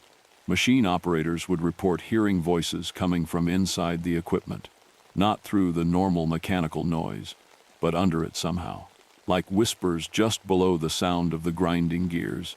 Most of us shrugged it off. Factory work plays tricks on your mind, especially on nights. Then we lost Mike Peterson. He was doing routine maintenance on the drying rollers when something went wrong. We heard the machinery speed up, a sound like rushing wind, and then silence. When we got there, his tools were scattered across the floor. The rollers were spotless, still turning, but Mike was gone. Just gone. The police came again. More questions, more searches, no answers. But the paper quality that night was perfect, bright white sheets, not a single flaw. Production numbers hit another record. That's when I started noticing other things. The machines would run differently at night. During the day shift, they needed constant adjustment, regular maintenance. But at night, they seemed to work on their own. Perfect speed, perfect pressure, perfect temperature. The maintenance crew said it was impossible. Machines don't fix themselves, but ours did. Through April and May, we lost 3 more operators. Each time, there was no warning, no malfunction, just disappearance. And each time, production soared. The company owners were thrilled with the numbers, didn't ask too many questions about the missing workers. They said accidents happen in factory work. But these weren't accidents. I started staying late after my shift, watching the machines. The sounds they made changed when you were alone with them. Instead of the regular industrial rhythm, it became something else, almost like breathing. The massive rollers would turn with a sound like sighing. The steam from the vats made shapes in the air, shapes that almost looked like faces. One night in June, I found old blueprints in the basement archives. The mill had been built on the site of an older factory, a textile mill that burned down in 1918, killing dozens of workers. The stories said they were locked in when the fire started. I wondered if that had something to do with what was happening. But it didn't explain everything. The maintenance crew started refusing to work alone. They said tools would move on their own, that they'd feel cold hands brush against them in empty rooms. We lost 4 of them anyway. Each one disappeared near different machines, but always when they were alone. Always at night. And always, the next day's production would break records. The workers who disappeared, we started seeing things that reminded us of them. Jim Carter's laugh would echo from the boiler room, even months after he vanished. Sarah Chin's floral perfume would drift through the hallways when all the doors were locked. And sometimes, late at night, you could hear Tommy O'Brien's voice singing old Irish songs through the rumble of the pulping machine. But it was what we found in the paper that really haunted us. Tiny things at first, a fingerprint that matched Mike Peterson's personnel file, embedded in the pulp. Then words, appearing in the grain of the paper like watermarks. Names, dates, pleas for help. I tried to shut down the night shift in August. That's when I saw it myself. I was alone in the control room when all the machines started running at once. No one at the controls, no power to the switches, but everything was moving. And in the steam and shadows, I saw them. All 9 workers, standing between the machines. But they weren't quite right. Their edges were blurry, like they were made of paper themselves. They were part of the mill now. I ran, left my keys, my coat, everything. Called in my resignation the next day. They replaced me, of course. The mill kept running. Still runs today, though they've modernized it. Automated most of the processes. They don't need as many workers now, but here's the thing. Their production numbers are still perfect. Better than any other paper mill in the country.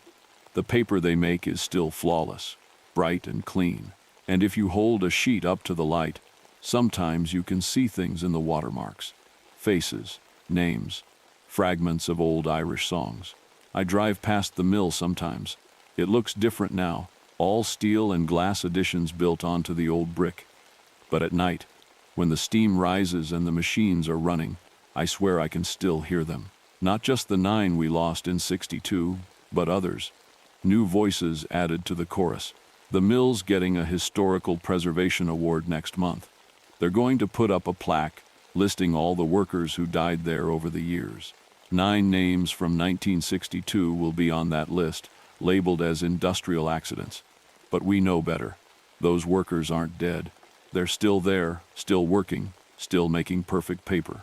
If you've ever used paper from Riverside Mill, look at it closely. Hold it up to the light. Listen carefully as you turn the pages. Sometimes, if you're very quiet, you can hear the whispers. They're trying to tell us something, those voices in the paper. But maybe some stories are better left untold. Because the machines are still running, still hungry, still perfect, and the night shift is always hiring. As eerie as that was, the next story will leave you questioning everything. Looking back, I should have known something was wrong when I got the house for such a low price. But when you're a divorced woman in your 40s with dreams of running a boarding house, you don't question good luck. At least, that's what I told myself when I bought the Blackwood house in Seattle's Queen Anne neighborhood. It was a beautiful old Victorian mansion, 3 stories of dark wood and stained glass, with 8 bedrooms besides my own. The real estate agent said it had been a boarding house since the 1920s, but the previous owner had died suddenly, and her children just wanted to sell quickly. I thought I'd hit the jackpot. The first strange thing I noticed was the wallpaper in room 3. No matter how many times I stripped it, the same pattern would appear underneath. Delicate blue flowers that seemed to shift when you weren't looking directly at them. After the 3rd try, I gave up and just painted over it. That was my first mistake. Sarah Chen moved into room 3 a week later. She was a quiet college student, studying architecture. "The flowers in this room are so pretty," she said on her first night. I nodded, confused. The walls were supposed to be plain white. But when I looked again, those blue flowers were showing through the paint, as clear as day. The next morning, I found Sarah hanging from the ceiling fan. The police said it was suicide, but something felt wrong. The fan wasn't strong enough to hold her weight, and the cord she'd supposedly used was nowhere to be found. But the strangest thing, the wallpaper had changed. Now it showed tiny nooses among the flowers. I should have closed down then, but I had loans to pay. Besides, it was just a tragic coincidence, right? That's what I kept telling myself as I rented out the other rooms. James Murphy in room 5, Ellen Torres in room 2, the Patel couple in room 4. Each one seemed perfect for their spaces, like the house had chosen them. Then I found the old photos. They were tucked away in the attic, yellowed with age. Pictures of previous residents, going back decades. As I flipped through them, my hands started shaking. Sarah Chen's face stared back at me. Not Sarah herself, but a woman from the 1950s who looked exactly like her, down to the small scar on her chin. She'd lived in room 3. She'd hanged herself from the ceiling fan. It got worse. Every current resident had a double in those photos. James Murphy's look-alike had lived in room 5 in 1943, died of gas poisoning when his heater malfunctioned. A week after I found the photos, James's heater exploded. The repairman said it was impossible. The gas line had been disconnected years ago. Ellen Torres's twin from 1967 had drowned in the clawfoot tub in room 2. I tried to warn Ellen, tried to get her to move out. But the house, it wouldn't let her leave. I found her 3 days later, her body ice cold in that same tub, though the water had been drained for months. The Patels were next. Their doubles from 1932 had died in a fire that started in room 4's fireplace, the same fireplace that hadn't worked since I bought the house. I evacuated everyone else, called the fire department.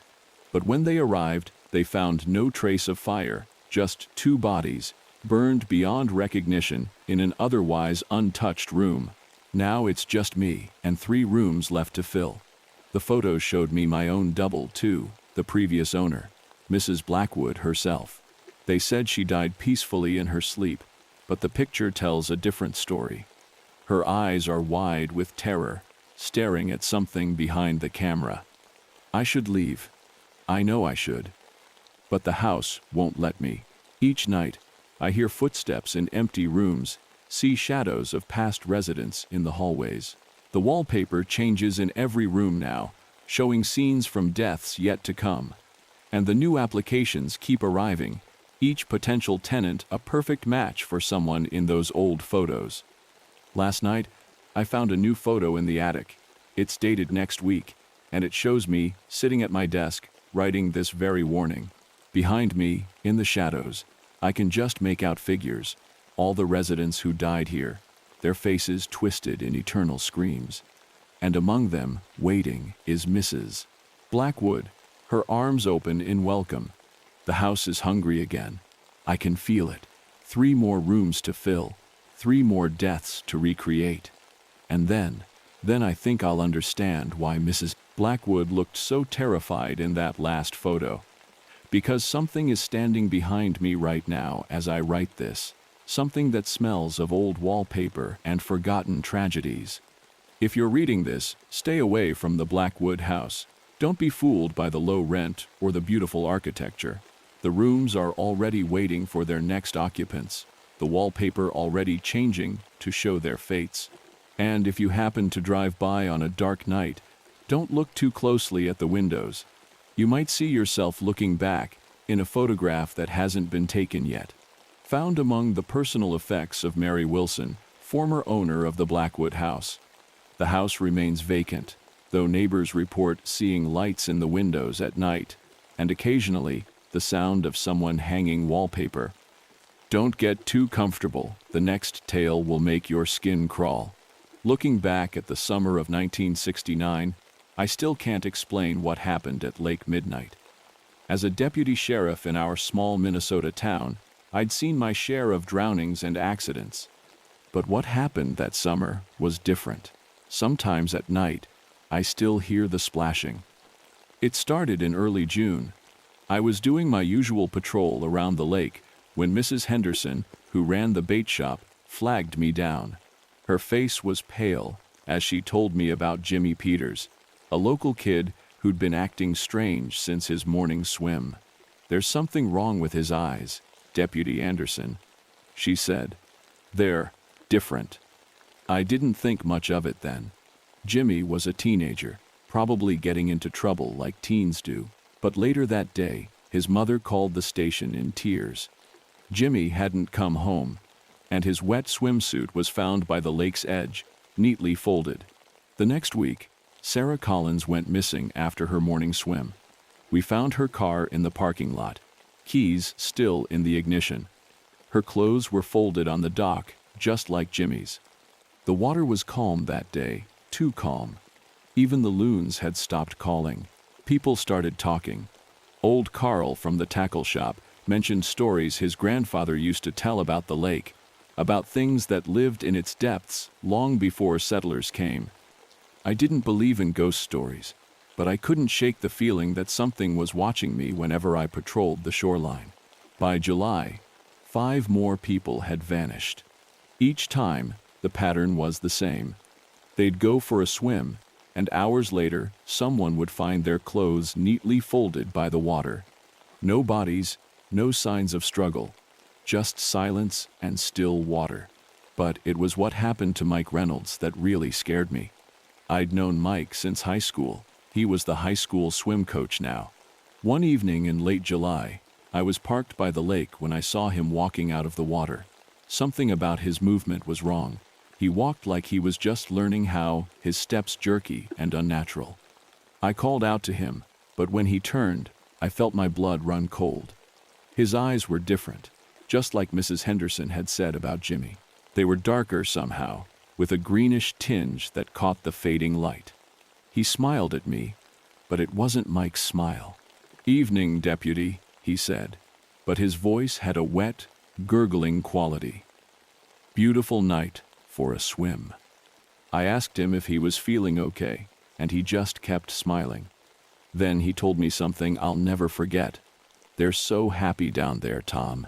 Everyone who joined them, they want you to join too." Before I could respond, he turned and walked into the trees. We found his body 3 days later, on the other side of the lake. The coroner said he'd been dead for days, but that was impossible. I just talked to him. The disappearances continued. 7 more people vanished that August. But it was what we started seeing in the water that made the town close the lake. Faces just below the surface. Familiar faces. They'd watch you from the water, smiling those wrong smiles. Sometimes at night, we'd hear singing coming from the lake, old songs in voices we recognized. The county brought in experts, divers, geologists, even a team of paranormal investigators. They found nothing except unusually cold spots in the deeper parts of the lake. But after 2 of the divers disappeared, leaving their equipment neatly stacked on the dock, the investigation was closed. By September, the lake was officially closed to swimming. We put up fences and warning signs, but it didn't matter. The disappearances stopped as suddenly as they'd begun. 12 people in total. We never found a single body. That was 55 years ago. I retired from the force long ago, but I still live nearby. The lake is open again, has been for decades. Most people have forgotten or moved away. New families come to swim and fish, and nothing ever happens to them. But sometimes, early in the morning, I see people walking out of the lake. They look like the missing ones, but younger, unchanged by time. They smile and wave at me with those wrong smiles. And recently, I've started noticing something else. Some of the swimmers who go into the lake, well, they come out looking just a little different. Their eyes have that same greenish tinge I saw in Mike's. Last week, my granddaughter told me she made some new friends at the lake. She said they live in the deep part, where the water is coldest. She says they've invited her to visit. I've taken down the old case files from my attic. The photos of the missing people are fading, but their faces are clear enough. My granddaughter's new friends look just like them, exactly like them. Tomorrow, I'm going to the lake early. I need to see for myself what comes out of the water at dawn. I've left this account in my desk, just in case. If you're reading this and you live near Lake Midnight, pay attention to the swimmers, watch their eyes, and whatever you do, don't go in the water when they invite you, because they will invite you. They invited me yesterday, and their voices sounded just like Jimmy and Sarah and Mike and all the others. They're still down there, waiting. Still young, still smiling those wrong smiles. The lake is calling. Can you hear it? If the last story kept you awake at night, this one will haunt your dreams. I never planned to work the night shift at Earl's Highway Diner. But when Mary got sick and couldn't work anymore, Earl needed someone to cover midnight to sunrise. The pay was better, and I needed the money for nursing school. That's how it all started. Just a simple job change. If I'd known what would happen during those long nights on Route 54, I would have quit right then. Earl's sits alone on a stretch of New Mexico highway, halfway between nowhere and nothing. During the day, it's your typical roadside diner truckers getting coffee, families on road trips stopping for burgers, locals coming in for Earl's famous apple pie. But at night, it changes. The desert darkness presses against the windows like black ink, and the fluorescent lights buzz overhead, making everything look a little too sharp, a little too real. The night shift was usually quiet. A few regulars, mostly truckers, stopping for coffee and eggs before continuing their long hauls. I got to know their schedules, their routes, their stories. Big Mike always had the Denver run on Tuesdays. Dave passed through on Thursdays, heading to El Paso. They were good people, just trying to make a living on these lonely roads. The first strange thing I noticed was the jukebox. It would play songs nobody selected, old country tunes that weren't even on the playlist. Earl said it was just acting up because of its age, but I swear sometimes it played music that didn't sound like music at all, just sounds that made your teeth hurt and your head spin. Then the mirrors started changing. You know how when you look at your reflection too long it starts to look wrong? Like that, but worse. I'd catch glimpses of things in the chrome surfaces of the coffee makers, the napkin holders, the polished countertop. Things that shouldn't be there. Things that couldn't be there. It was subtle at first, a shadow where there shouldn't be one. A customer's reflection moving a split second too late. The way the night seemed to seep in through the edges of the windows, even though the lights were on full blast. Big Mike was the first to disappear.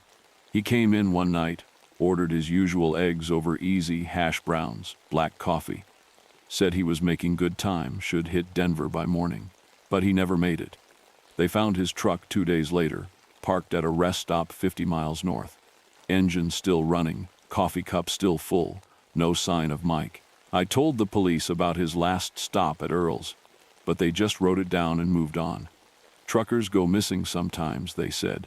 Long roads, lonely nights. Sometimes people just walk away from their lives. But then Dave disappeared. Same story. Stopped for his usual meal, never made it to El Paso. His truck turned up empty. But this time there was something else. On the passenger seat, they found a napkin from Earl's with strange marks on it. Not writing exactly, more like stains that formed patterns that hurt your eyes if you looked at them too long. 4 more truckers vanished over the next 2 months. All regulars, all stopping at Earl's between midnight and dawn. The police started paying more attention, but they couldn't find anything wrong. Earl's passed all their inspections. The security cameras showed nothing unusual. Just people eating, paying their bills, walking out to their trucks. But the cameras didn't show what I saw. They didn't catch how the shadows would stretch and move when no one was casting them. How sometimes, just before a trucker who was about to disappear would leave, their reflection would stay seated at the counter for a few seconds too long. How the coffee in their cups would turn black, not regular coffee black, but a darkness that seemed to swallow light. The worst part was the windows. After midnight, they stopped showing the parking lot. Oh, the trucks were still there, but beyond them, it wasn't the New Mexico desert anymore. I can't describe what it was. My mind won't let me remember it clearly. Just impressions of spaces that folded wrong, of distances that changed when you tried to measure them with your eyes. One night, I saw something come in with a trucker.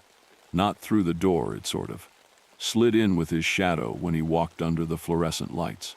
It looked like part of the darkness had decided to think for itself. I watched it follow him to the counter, stretch up the wall, spread across the ceiling like spilled ink. I tried to warn him, tried to find words to explain what I was seeing. But when I opened my mouth, the jukebox started playing that wrong music again, and my words got tangled up in my throat. He finished his meal, paid his bill, walked out into the night. They found his truck 3 days later, hundreds of miles off his route, in a part of the desert where the roads don't go. I quit after that night. Couldn't handle it anymore. Earl didn't seem surprised when I handed in my notice. He just nodded, slow and sad, like he'd been expecting it. I asked him once, before I left, if he knew what was happening. He just looked at me with tired eyes and said, "Some places get hungry, Helen. Been that way since before the roads were here." That was 5 years ago. Earl's is still open, still serving truckers and travelers through the long desert nights. I drive past it sometimes, during the day when it looks normal, but I never stop, and I never drive that stretch of highway after sunset. I've been keeping track, though. Every few months, another trucker goes missing somewhere along Route 54. They always find the trucks, always empty, always with those strange stains on the seats. Sometimes they find napkins from Earl's, covered in those eye-hurting patterns. Sometimes they find coffee cups, still full of that impossible darkness. The police have theories: drug runners, serial killers, people faking their own disappearances. They don't want to admit that the only thing connecting all these cases is a quiet little diner in the middle of nowhere. But I know the truth. I've seen what happens when the night presses too hard against those windows.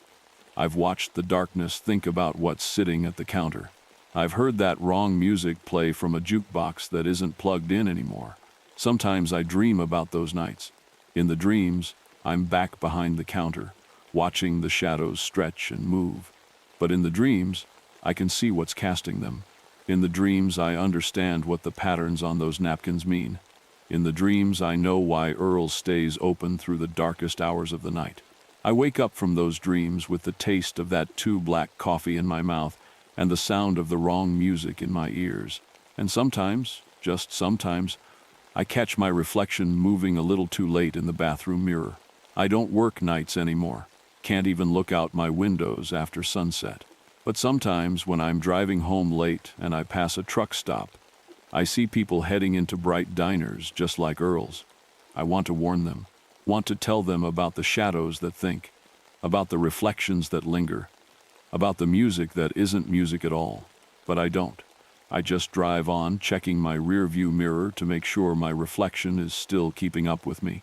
And I wonder about all those empty trucks they keep finding, and about the hungry places that were here before the roads, and about what really happens at Earl's Diner between midnight and dawn. Because the diner is still there, still open, still serving whatever comes in off the highway during those dark hours. And sometimes, when I drive past during the day, I swear I can see Earl behind the counter, making coffee that's just a little too dark, serving customers whose shadows don't quite match their shapes. And the jukebox is still playing, they say. Playing songs that nobody chose, songs that don't sound quite right, songs that make you forget how to find your way back to the places you came from. Think you're ready for more? The next story might prove you wrong. Looking back on what happened at the Blue Ridge coal mine in the winter of 1959, I still can't make sense of it all. I've been a mining foreman for 23 years, seen my share of cave-ins and accidents, but nothing like this. My name is Daniel Murphy, and I'm writing this down because people deserve to know the truth about what we found deep in those West Virginia mountains.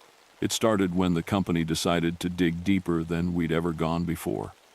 Coal prices were up, and management wanted to boost production. I remember standing at the entrance that first morning, watching my crew disappear into the darkness, not knowing I was sending them towards something that should have stayed buried. The first few weeks were normal enough. The new tunnel was producing good coal, and the men were in high spirits despite the extra depth. Tommy Jenkins, one of our veteran miners, was the first to mention something odd. He said he could hear whispers coming from the walls when he worked alone, not echo or falling rocks, but actual whispers in a language he couldn't understand.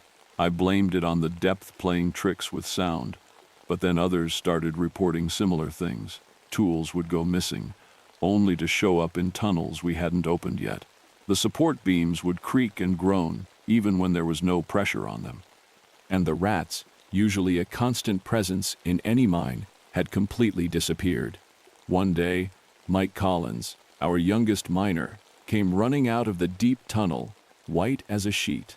He said he'd seen something moving in the darkness beyond his headlamp, something big that wasn't human or animal.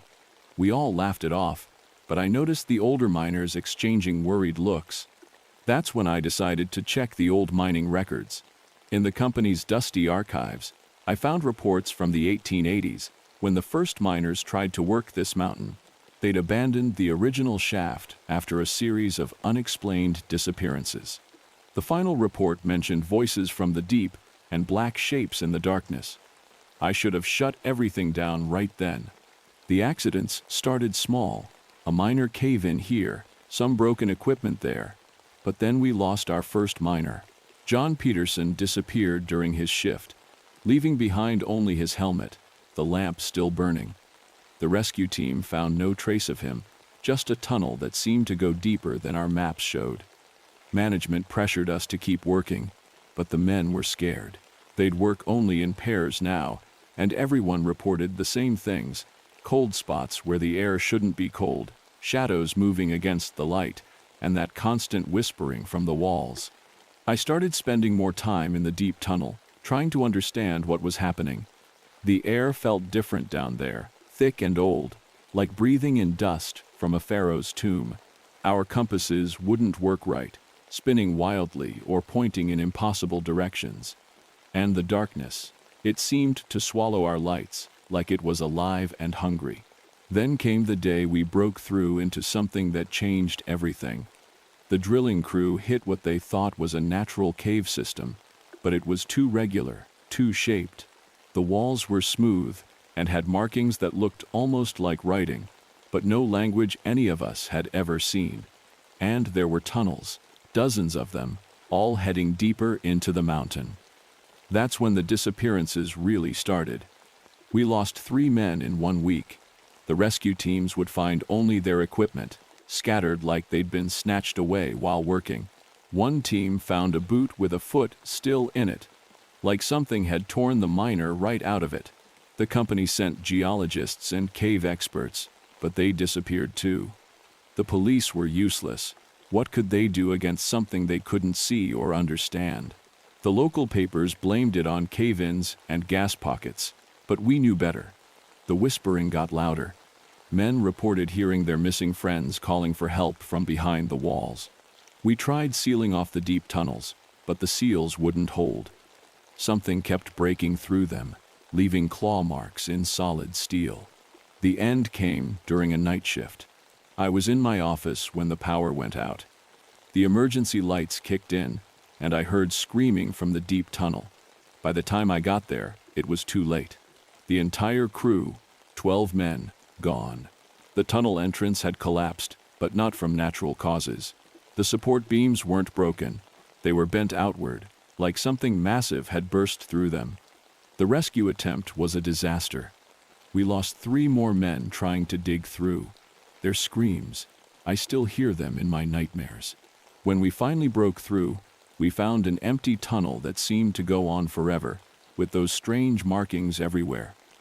And something else, fresh marks in the walls, like something had been sharpening massive claws. The company closed the mine after that, filled the entrance with concrete and posted guards. But sometimes, when I drive past at night, I see lights deep in the mountain where no lights should be. And if you put your ear to the ground, you can still hear it, that whispered language that sounds older than time itself. I've spent years trying to understand what we awakened down there. I've studied geology, archaeology, even ancient languages. The closest I've come to an answer was in an old Cherokee legend about those who live in the deep places. They say the mountains aren't just rock, they're alive, and what lives in them has been there since before humans walked the earth. Last week, I got a letter from Tommy Jenkins' widow. She said he's been coming to their house at night, knocking on the walls and whispering in that strange language. She sent me a recording of the sounds. I haven't listened to it yet. I'm afraid I might recognize the voice. The company's planning to reopen the mine next year. New management, they say. Better safety procedures. But you can't guard against something you don't understand, something that's had millions of years to grow strong in the darkness. So this is my warning. If you're ever in the West Virginia mountains and you hear whispering coming from the ground, run. If you see lights where no lights should be, don't look too long. And if you work in the mines and find strange markings on the walls, get out. Get out before the darkness notices you. Because whatever we found down there, whatever ancient thing we woke up, it's still there, still hungry, still waiting. And the whispers are getting louder. That was unsettling. But this next story is something else entirely. I've been a school photographer for 27 years. You know the type, the guy who shows up with his equipment, tells kids to say cheese, and captures those awkward moments that parents somehow treasure. It's not glamorous work, but it paid the bills and gave me plenty of stories to tell. Though after what happened at Harrison High in '83, I stopped telling those stories. Some things are better left in the dark. It was supposed to be a routine job, just another high school in suburban Ohio. 3 days of photos, freshmen, sophomores, juniors, seniors. Set up my equipment in the gym, arrange the lights just so, get the backdrop perfect. Simple. The first sign that something was wrong came when I developed the initial batch of photos. I always checked them before sending them to the printer, force of habit, I guess. Everything looked normal at first, until I noticed something odd about Jenny Miller's photo. Jenny was a pretty sophomore with bright red hair and braces, but in her photo there was something off about her eyes. They seemed deeper somehow, like wells you could fall into. I figured it was just a trick of the light. Then Jenny didn't show up for school the next day, or the day after that. I didn't connect it at first. Kids skip school all the time, right? But then Mark Stevens disappeared. Then Sarah Chen. All of them had something strange about their photos. Eyes that seemed to hold shadows that shouldn't be there.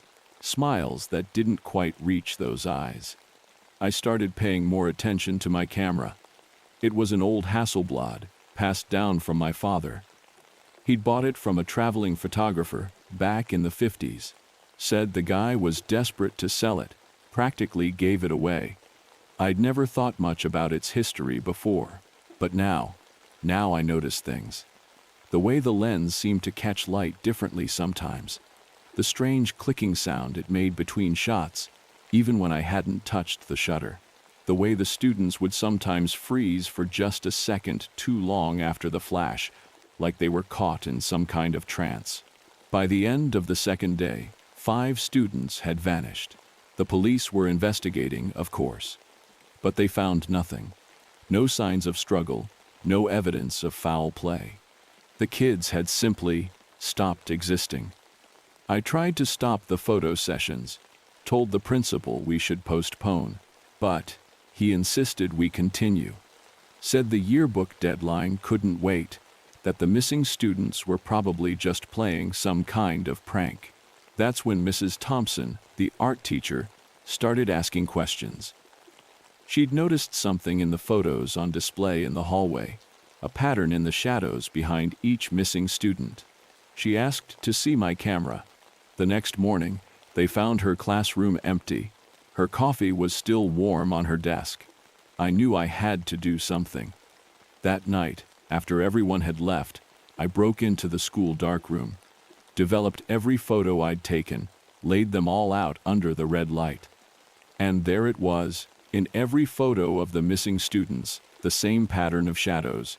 Not random darkness, but deliberate shapes, like letters in a language I couldn't read. But it was the last photo that made my blood run cold. It had developed itself somehow, appearing in the tray without me putting any paper in. It showed all the missing people, students, and Mrs. Thompson, standing in what looked like a vast, dark room. Their eyes were completely black, and their mouths were open in silent screams. I destroyed the camera that night, smashed it to pieces and buried them in different places. But sometimes, when I developed photos in my new job, I switched to wedding photography. Safer. Usually, I catch glimpses of familiar faces in the backgrounds. A flash of red hair here, a pair of braces there. And last week, I got a package. Inside was a single photograph, yellow with age. It showed a group of people, all of them with those same black eyes, standing around my father's old Hasselblad. The photo was dated 1952. Tomorrow is picture day at my granddaughter's school.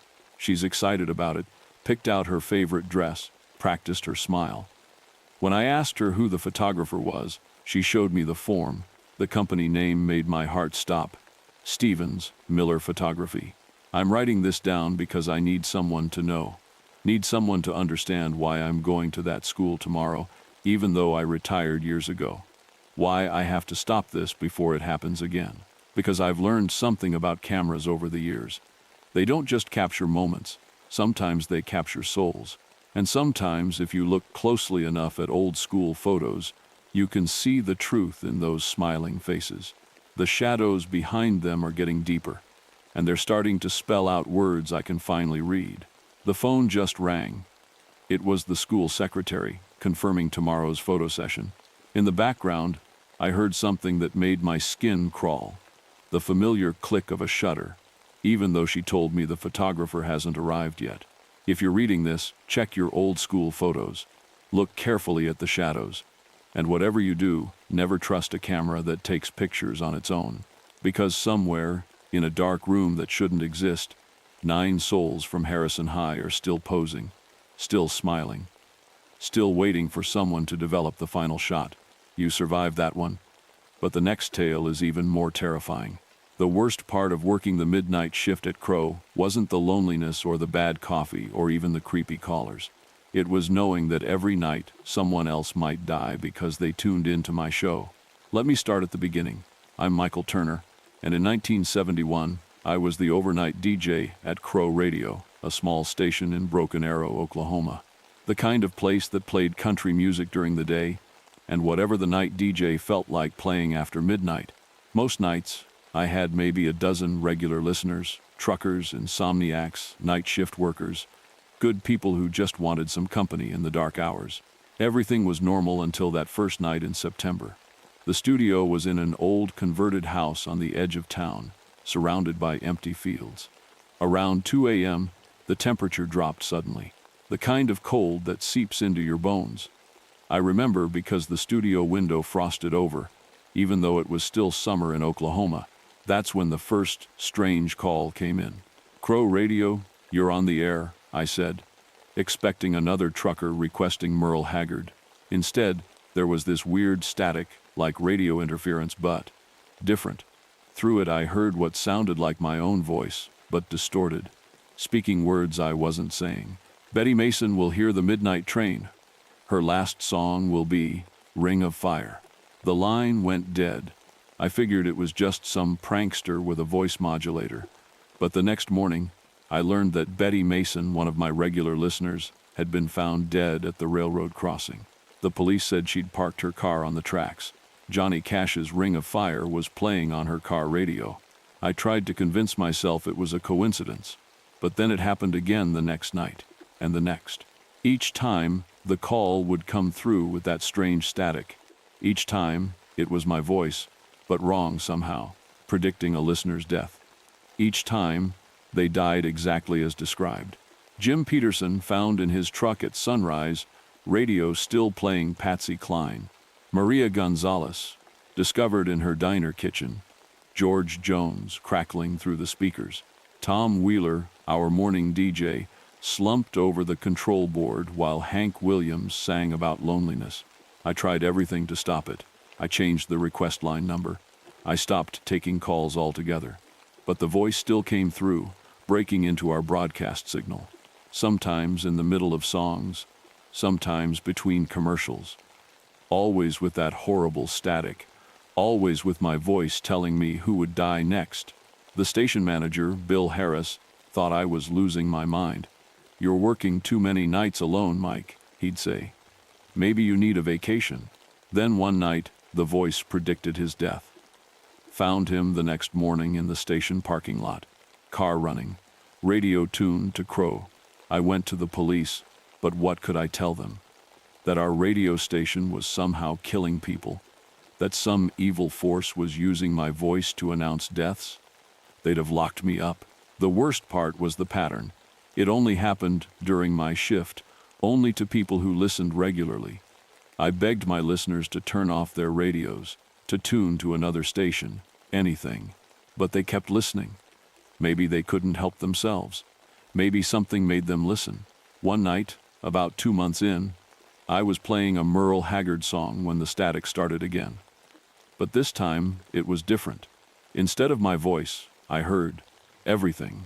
Every voice that had ever spoken on our station, all at once, layered over each other in a horrible chorus. And under that, something else. Something that wasn't human at all. The message was simple. Michael Turner, your last song is coming. I ran. Left the station right then, mid-song. Drove home in silence, too scared to turn on my car radio. Packed a bag and left town that night. That was 40 years ago. I never went back to Broken Arrow. Never worked in radio again. Never even owned a radio. But sometimes, late at night, I hear that static coming from somewhere. From a passing car's radio, from a neighbor's apartment, from a store's speakers. And in it, I hear my voice, still announcing deaths that haven't happened yet. Last week, I was in a diner when their radio started acting up. Through the static, I heard my voice, not older, exactly like it was in 1971, saying one last message. Michael Turner's final broadcast begins at midnight. It's 11:55 p.m. now. I can hear static coming from every electronic device in my house, even ones that aren't supposed to have speakers. My phone keeps switching itself on, searching for radio signals. My TV shows only snow, but I can hear music building underneath. Sounds like Hank Williams. Maybe someone else will find this story, understand what happened at Crow. Maybe they'll figure out why those people had to die, why their radios called them to listen, why my voice was chosen to announce their ends. It's 11:59. The static is getting louder. I can hear my voice building beneath it, getting ready to announce one final death. The song is starting. I recognize it. I'm so lonesome I could cry. If you're ever driving through Oklahoma late at night, and you pick up an old country station that shouldn't be there, change the channel. Don't listen to the DJ's voice. Don't let the static hypnotize you. And if you hear your name being called through the radio, the static's too loud now. I can't. The rest of the document was found near an old radio in Michael Turner's apartment. The radio was still playing, but when police tried to turn it off, they found it wasn't plugged in. Some say that on certain nights, if you drive through Broken Arrow with your radio on scan, you'll pick up Crow for just a moment, a station that went off the air in 1971. And if you listen carefully, you might hear Michael Turner's voice, still announcing what's coming for his listeners in the dark. Darkness grows deeper with every story, and the next one takes us further into the unknown. I've spent 20 years researching family histories, documenting other people's stories, and trying to forget my own. But after what happened at the 1995 Thompson family reunion, I can't stay silent anymore. People deserve to know the truth about what happened to our family that summer, even if they don't believe it. My name is Patricia Thompson, and I was the family historian. Was being the key word here. It's not a role anyone else wants now, not after 7 members of our family disappeared during our annual gathering at River Oaks, our ancestral plantation house in Georgia. I suppose I should start at the beginning. We'd been holding reunions at River Oaks every August since 1875. It was tradition. The whole family would gather for a week of Southern hospitality, shared memories, and catching up with relatives we hadn't seen in years. The old house had seen 5 generations of Thompsons come and go, their stories embedded in its walls like the Spanish moss draped over its oak trees. That year, we had about 40 family members attending. The house was full of life, children running through its hallways, aunts cooking in the massive kitchen, uncles smoking cigars on the wraparound porch. Everything seemed normal at first. Well, as normal as things ever were at River Oaks. The first sign that something was wrong came during dinner on our second night. Great-Aunt Martha was telling one of her famous stories about growing up in the house when she suddenly stopped mid-sentence and stared at the empty chair at the end of the table. "Why, Henry," she said, smiling at the vacant seat. "I didn't know you'd be joining us this year. The thing is, Great-Uncle Henry had died in 1982. We all just assumed it was her age showing. Martha was 87 after all. But then my cousin Sarah's little girl, Emma, asked why there were so many old people at the party she'd never met before. When we asked her to point them out, she kept gesturing at empty spaces around the room. That night, I couldn't sleep. The old house creaked and settled like it always did. but something felt different. I kept hearing what sounded like conversations drifting up from downstairs, quiet murmurs and occasional laughter, like a party happening just out of earshot. When I went to investigate, the rooms were empty, but they felt occupied somehow, like I was interrupting something I couldn't quite see. I spent the next day in the family library, where we kept all our old records and photographs. Something about Martha's behavior and Emma's comments bothered me. I started pulling out old reunion photographs, laying them out chronologically on the big oak table. That's when I noticed it. In photos from the 1960s, there was Great-Uncle Henry, standing in the back row, but he was also there in the 1970s photos, looking exactly the same. And in the 1980s, even in our 1990 reunion photo, 8 years after he died, there he was, unchanged, smiling that same smile. I started looking more closely at the other faces in the photos, ancestors I'd only known from stories, great-great-grandmother Eleanor, cousin James who died in World War II, Aunt Rose who passed in childbirth. They were all there, appearing in photos taken decades after their deaths. Always in the background, always smiling, always unchanged. My hands were shaking as I pulled out the most recent photos from our reunion 2 days ago. I hadn't developed them yet. This was 1995, remember, before digital cameras were common. I set up my darkroom equipment in the library storage room and started processing the film. The images that emerged made my blood run cold. In the background of every shot, barely noticeable unless you were looking for them, were dozens of people I recognized from our family albums. All our dead relatives, watching the living ones with those same fixed smiles. And in some photos, they seemed to be standing closer to certain family members: Martha, Emma, my cousin David, Uncle George, and 3 others. The 7 people who would disappear over the next 5 days. Great-Aunt Martha went first. We found her room empty the next morning, her bed made as if it hadn't been slept in. The local police searched the grounds but found nothing. While they were still investigating, Uncle George vanished from the garden where he'd been pruning his prized roses. One by one, they disappeared. David from the library, Emma from the playground, Cousin Rachel from the kitchen, Aunt Susan from her afternoon nap. Each time, there was no sign of struggle, no evidence of where they'd gone. Just empty rooms and a growing sense of terror among those of us who remained. The police were baffled. They set up a command post on the property, interviewed everyone multiple times, brought in dogs to search the grounds.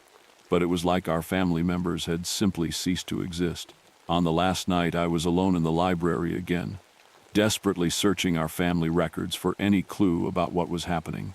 That's when I found the journal. It was hidden behind a loose panel in the wall, its pages yellow with age.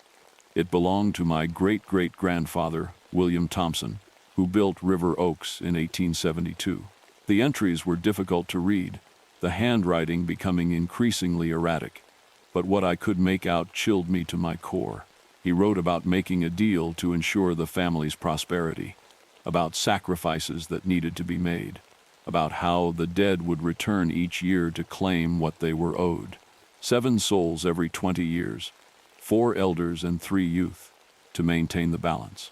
The last entry was dated August 15, 1875, the date of the first Thompson family reunion, the date William Thompson disappeared. I was still reading when the temperature in the room suddenly dropped. The chandelier lights flickered, and I could hear that phantom party again, only louder now, closer. When I looked up from the journal, they were there, dozens of them filling the library. All our dead relatives, looking exactly as they did in the photos: Great-Uncle Henry, Aunt Rose, Cousin James, and so many others I recognized from the albums. Even Great-Aunt Martha and the others who had disappeared that week were among them, already wearing those same fixed smiles. They didn't speak. They didn't need to. I could feel their invitation in the air, to join them, to become part of the eternal Thompson family reunion, to take my place in the photographs. I ran. I don't remember much about my escape from River Oaks that night, just the sound of phantom footsteps behind me, and that awful feeling of being watched by dozens of smiling faces. I didn't stop until I reached the highway, where a passing trucker found me, and called the police. The official investigation concluded that the 7 missing family members had been victims of foul play, though no bodies were ever found. River Oaks stands empty now. The remaining Thompsons sold it years ago, but it never stays occupied for long. The new owners always leave within months, complaining about strange noises and glimpses of people who couldn't possibly be there.